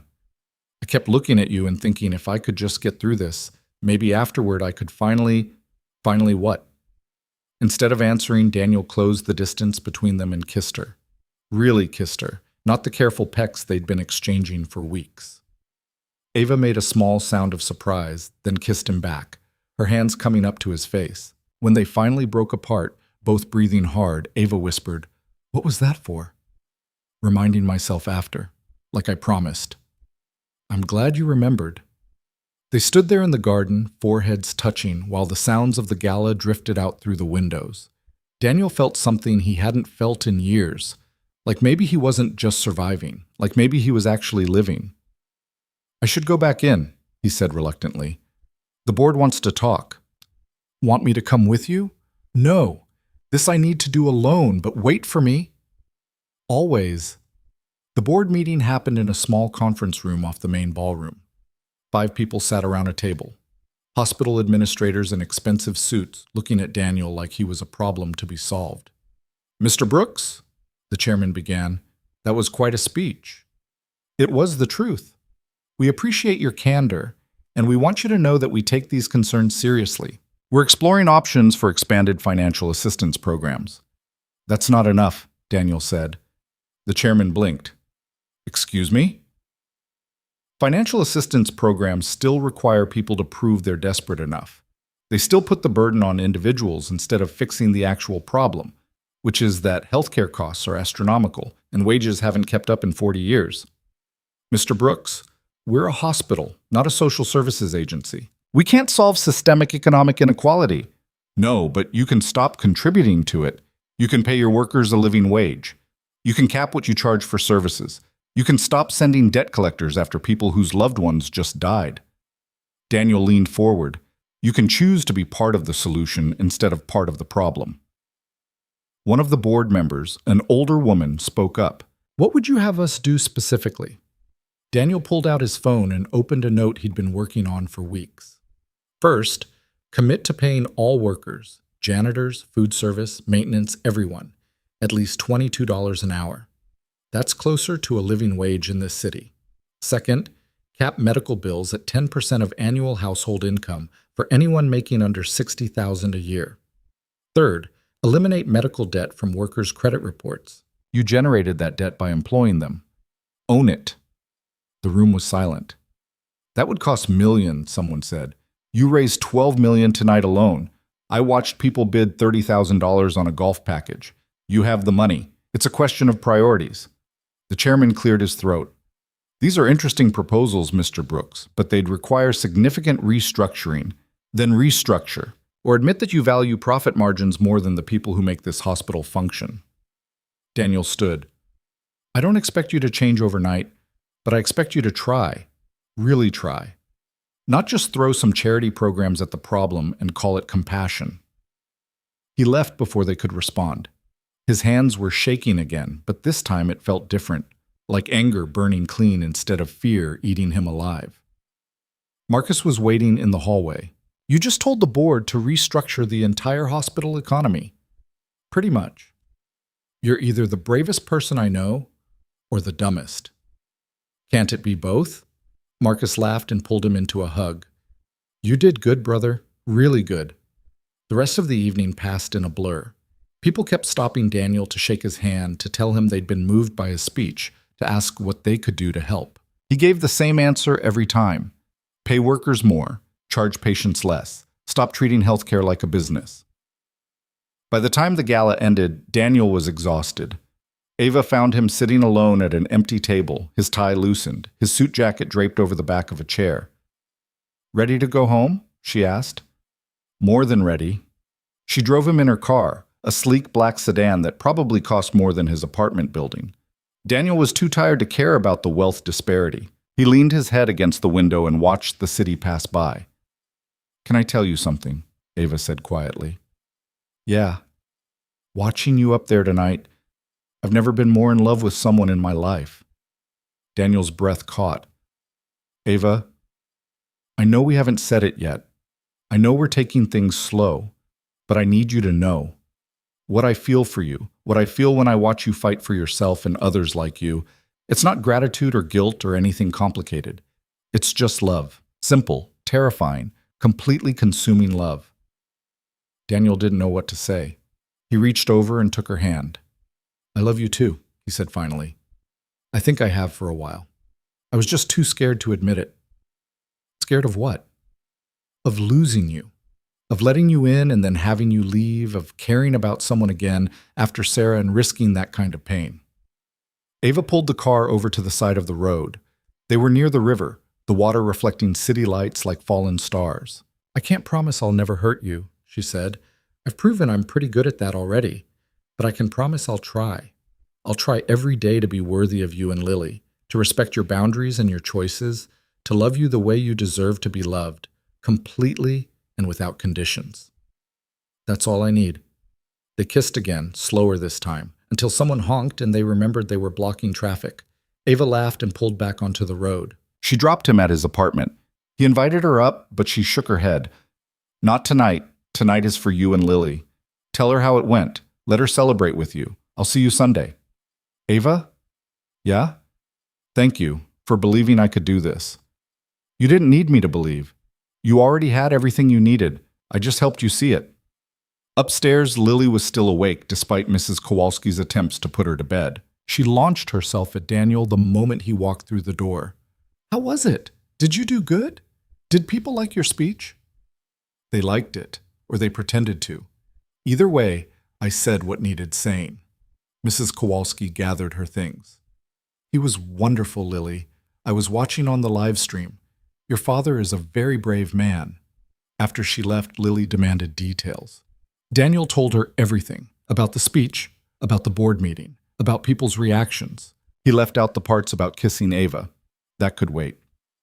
I'm proud of you, Daddy, Lily said, yawning.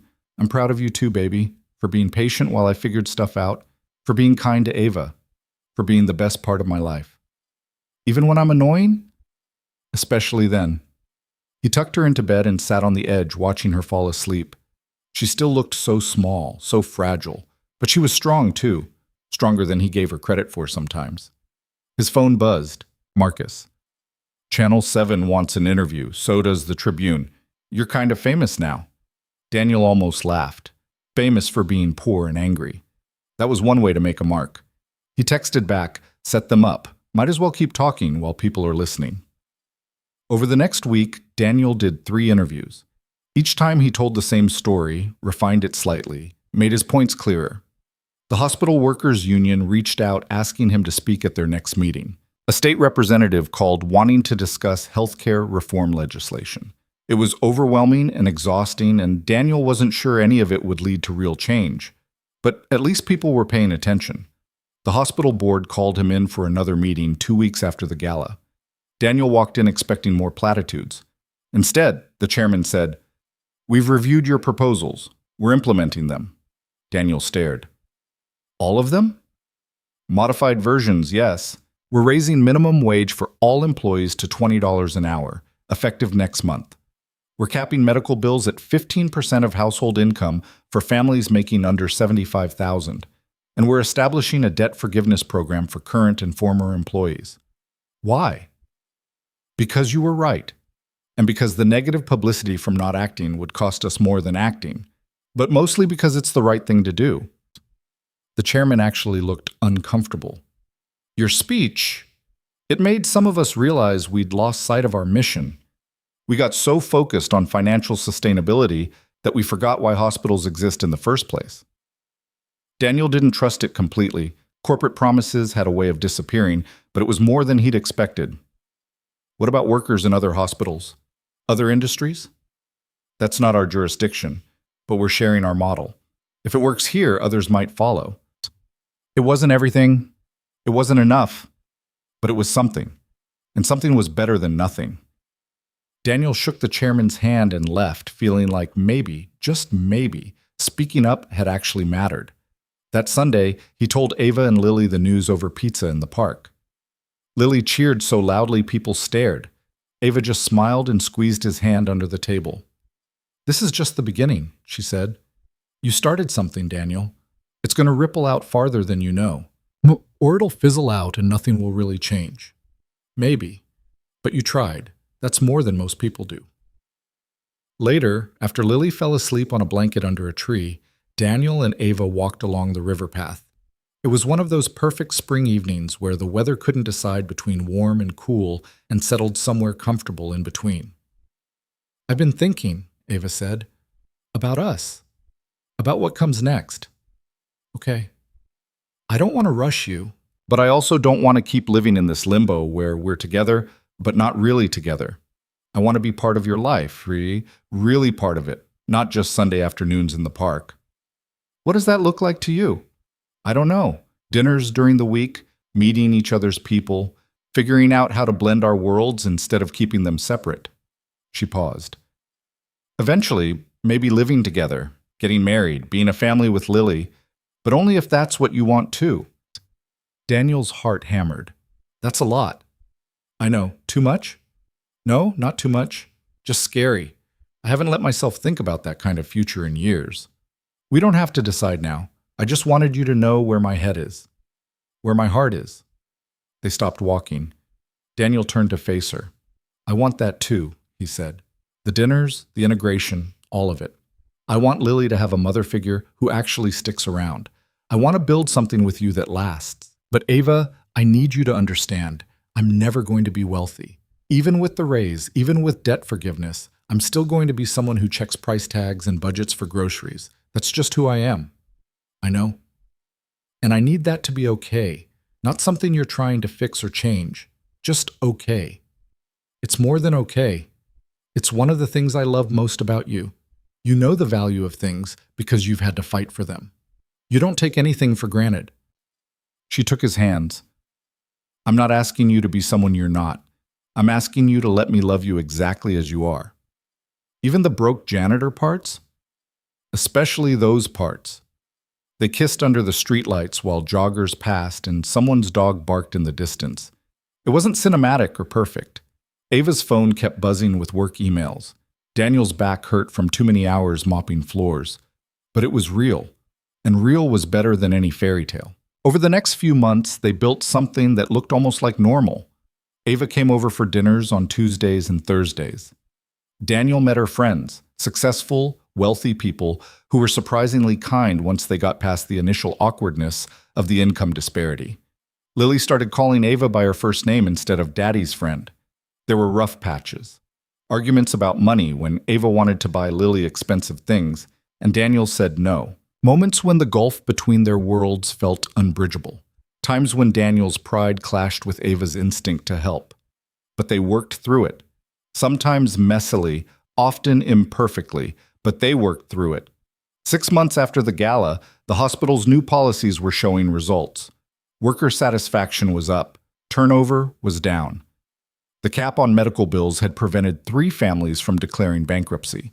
It wasn't revolutionary change, but it was change nonetheless. Daniel got a call from the state representative who'd contacted him months earlier. We're introducing legislation based on the hospital model. Statewide caps on medical debt, higher minimum wages for healthcare workers, debt forgiveness programs. We want you to testify. Me? You're the face of this movement now.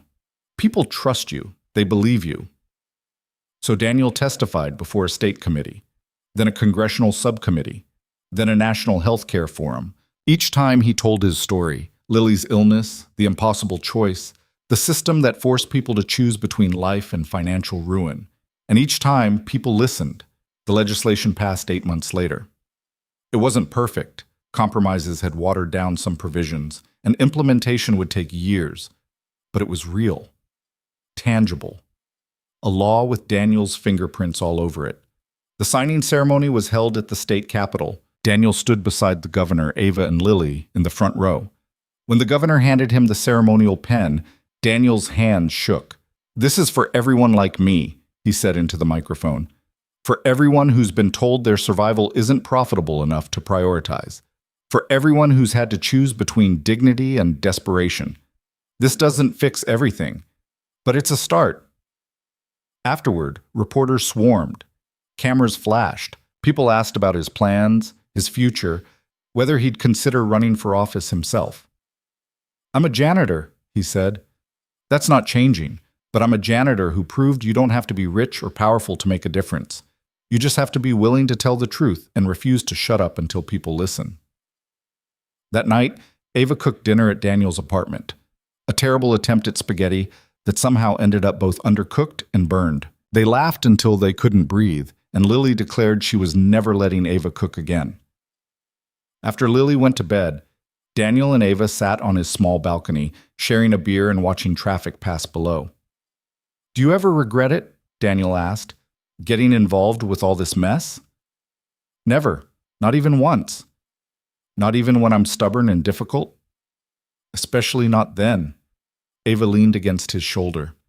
"You changed my life, you know. Before you, I was going through the motions, working, making money, checking boxes. But I wasn't actually living. You reminded me why any of it matters. I remind you by being broke and angry. You remind me by being real, by caring about things that actually matter, by showing me that success isn't about how much you accumulate, but about how much you give and who you become in the process." Daniel kissed the top of her head. "That's pretty philosophical for someone who burned spaghetti." "Hey, I'm a work in progress." "Aren't we all?" They sat in comfortable silence until Ava said, "I have something to ask you." "Okay." "Marry me." Daniel's beer bottle stopped halfway to his mouth. "What?" "Marry me. Not right now, not tomorrow, but eventually. When you're ready. I want to make this official. I want Lily to be my daughter legally. I want us to be a family in every sense of the word." "You're asking me to marry you on a balcony while wearing sweatpants and smelling like burned tomato sauce. Is that a no?" "It's a give me a second to process because I can't believe this is happening." Ava waited, watching him with those dark eyes that had first caught his attention in a coffee shop months ago. "Yes," Daniel said finally.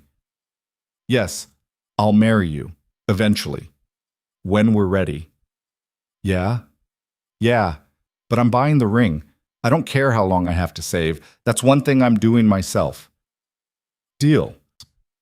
They kissed on the balcony of Daniel's tiny apartment while sirens wailed in the distance and someone's car alarm went off below.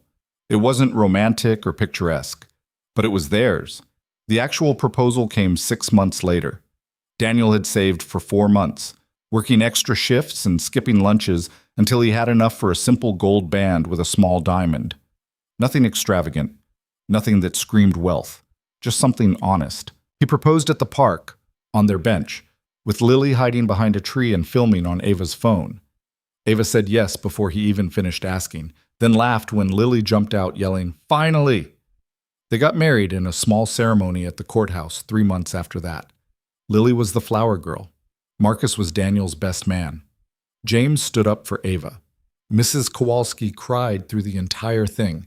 Ava wore a simple white dress from a department store. Daniel wore his funeral suit properly tailored this time. They exchanged vows they'd written themselves, promises about honesty and respect, and choosing each other every day even when it was hard. "I promise to see you," Daniel said. "Not what you can give me or what you represent, but you. The person who loves terrible coffee and can't cook and cries at animal videos. The person who's lonely and scared and brave enough to try anyway. That's who I'm marrying. That's who I choose." Ava's voice shook when she spoke. "I promise to respect your choices even when I disagree, to trust your strength even when I want to protect you. To love you not despite who you are, but because of it. And I promise to be the kind of partner your grandmother would be proud of. One who sees work as dignity, not beneath anyone, and treats every person like they matter." When they kissed, Lily cheered so loudly the judge laughed. The reception was at Marcus and Tasha's house. 50 people crammed into their backyard, eating potluck dishes and dancing to music from someone's phone. No catering, no fancy decorations, just friends and family celebrating something real. Daniel danced with Lily first, her standing on his feet like she had when she was little. Then with Ava, who admitted she'd taken secret dance lessons so she wouldn't embarrass herself. "You took dance lessons for me?" "I didn't want to step on your feet. Ava, you're a billionaire. You could have hired a professional dance troupe. But then it wouldn't be us, would it? It would just be money-solving problems. I wanted to actually try." That was the difference now. She tried. She stumbled and failed and tried again, and that meant more than any amount of money ever could. They didn't go on a honeymoon. Daniel couldn't take time off work, and they both agreed Lily shouldn't be left behind. Instead, they spent a long weekend at a state park, camping in a tent that leaked and cooking over a fire that wouldn't stay lit. It was uncomfortable and imperfect, and one of the best weekends of Daniel's life. Ava moved into Daniel's apartment, insisting she didn't need her penthouse. "I want to live where we actually live," she said, "not in some tower separate from reality." It was cramped with three of them. Lily had to share a room with makeshift dividers for privacy. They argued about closet space and bathroom schedules and whose turn it was to do dishes. It was messy and loud and nothing like the fairy tale people probably expected when a billionaire married a janitor. But it was home. A year after the wedding, Lily asked Ava if she could call her mom. "You don't have to," Ava said, her voice thick. "I'm not trying to replace your mother. I could never. I know. But I have one mom in heaven and one here with me." "Is that okay? Can I have two?" Ava cried for 20 minutes straight. Then she said yes. Daniel stood in the doorway watching his daughter hug the woman who'd somehow become his wife and thought about how far they'd all come. From that first coffee shop meeting to this moment, to a family that shouldn't work on paper but did in practice. The legislation Daniel had helped pass continued to spread. 5 more states adopted similar models. Medical bankruptcy rates dropped. Worker wages increased. It wasn't perfect. There were still gaps, still people falling through cracks, still so much work to do. But it was better than before, and better was enough to keep fighting for. Daniel kept working as a janitor. People thought he was crazy. Why keep mopping floors when his wife was worth billions? But the work grounded him, reminded him where he came from, connected him to the community he'd fought for. Besides, someone had to do it. And Daniel believed that all work had dignity, that no job was beneath anyone, that the person cleaning toilets deserved the same respect as the person in the corner office. He'd learned that from his own struggle. And from Ava's grandmother, whose photo now hung in their living room alongside Sarah's. 2 women who'd cleaned buildings and raised children and proved that strength came in forms that had nothing to do with money or power. 5 years after that first coffee shop meeting, Daniel stood in the hospital break room during his shift. He was 47 now, graying at the temples, his body bearing the weight of years of physical labor. But he was happy. Genuinely, surprisingly happy. His phone buzzed. Ava. Lily got into the science program she wanted. She's screaming so loud I think the neighbors heard. Daniel smiled. Lily was 12 now, brilliant and fierce and everything good about both her mothers. He typed back. "Tell her I'm proud of her. Home by 7. We'll wait dinner for you. Love you. Love you too." Daniel finished his shift, clocked out, and caught the bus home. The same route he'd been taking for 8 years. He could afford a car now with Ava's income, but he liked the bus, liked the routine, liked seeing the same faces, being part of the fabric of regular life. At home, Lily ambushed him at the door with excited chatter about her acceptance. Ava was making dinner, still terrible at it, but trying. The apartment smelled like burning vegetables and happiness. This was it, Daniel thought. This was the life he'd fought for without knowing it. Not riches or fame or escape from struggle, but this. Family dinners and shared joy and people who loved him, not despite his flaws, but because of them. "Daddy, tell Ava she has to let me go to science camp this summer." "I didn't say you couldn't go. I said we'd discuss it." "That's adult for no." Daniel laughed and pulled them both into a hug. "We'll discuss it. For real. All 3 of us. Like we do everything else." Later that night, after Lily was asleep and the dishes were done, Daniel and Ava sat on their small balcony watching the city lights. "Do you ever think about how different things could have been?" Ava asked. "If Tasha hadn't set us up? If you'd said no to that first date?" "All the time." And I'm grateful every day that I said yes, that you took a chance on a broke janitor with more problems than solutions, that we figured out how to make this work." Ava leaned against him. "It wasn't chance. It was choice. We chose each other. We keep choosing each other. That's what makes it real." Daniel thought about everything they'd been through, the lies and fights and breakthroughs, the way Ava had learned to step back and trust him, the way he'd learned to let her in, the way they'd built something together that was stronger than either of them alone. It hadn't been easy. It hadn't been smooth, but it had been worth it. Every single difficult, messy, imperfect moment had been worth it. "Thank you," he said quietly. "For what?" "For seeing me. For loving me. for fighting for us even when I made it hard. Thank you for letting me, for teaching me what real partnership looks like, for showing me that love isn't about fixing someone, it's about standing beside them while they fix themselves. They sat in the darkness, holding hands, two people from completely different worlds who'd somehow found their way to each other. And in that moment, Daniel understood something fundamental. Dignity wasn't something you bought or earned or were granted by others.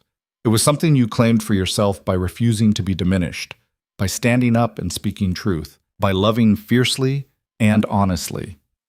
He'd been a janitor when they met. He was still a janitor now, but he was also a husband, a father, an advocate, a person who'd changed laws and shifted perspectives and proved that your bank account didn't determine your worth. He was Daniel Brooks, and that was enough. It had always been enough. He just needed someone to help him see it. The city hummed below them, full of people fighting their own battles, carrying their own weight, trying to survive systems designed to break them. Daniel couldn't save them all, couldn't fix everything. But he'd done something, made some small corner of the world a little bit better, shown that regular people could fight back and sometimes, against all odds, they could win. And tomorrow, he'd go back to work. He'd push his mop down hospital hallways and empty trash cans and do the invisible work that kept everything running. But he'd do it as someone who'd proven that invisible didn't mean unimportant, that being overlooked didn't mean being powerless, that sometimes the janitor knows more about dignity and strength and love than all the executives and billionaires combined. And that was a story worth living every single day.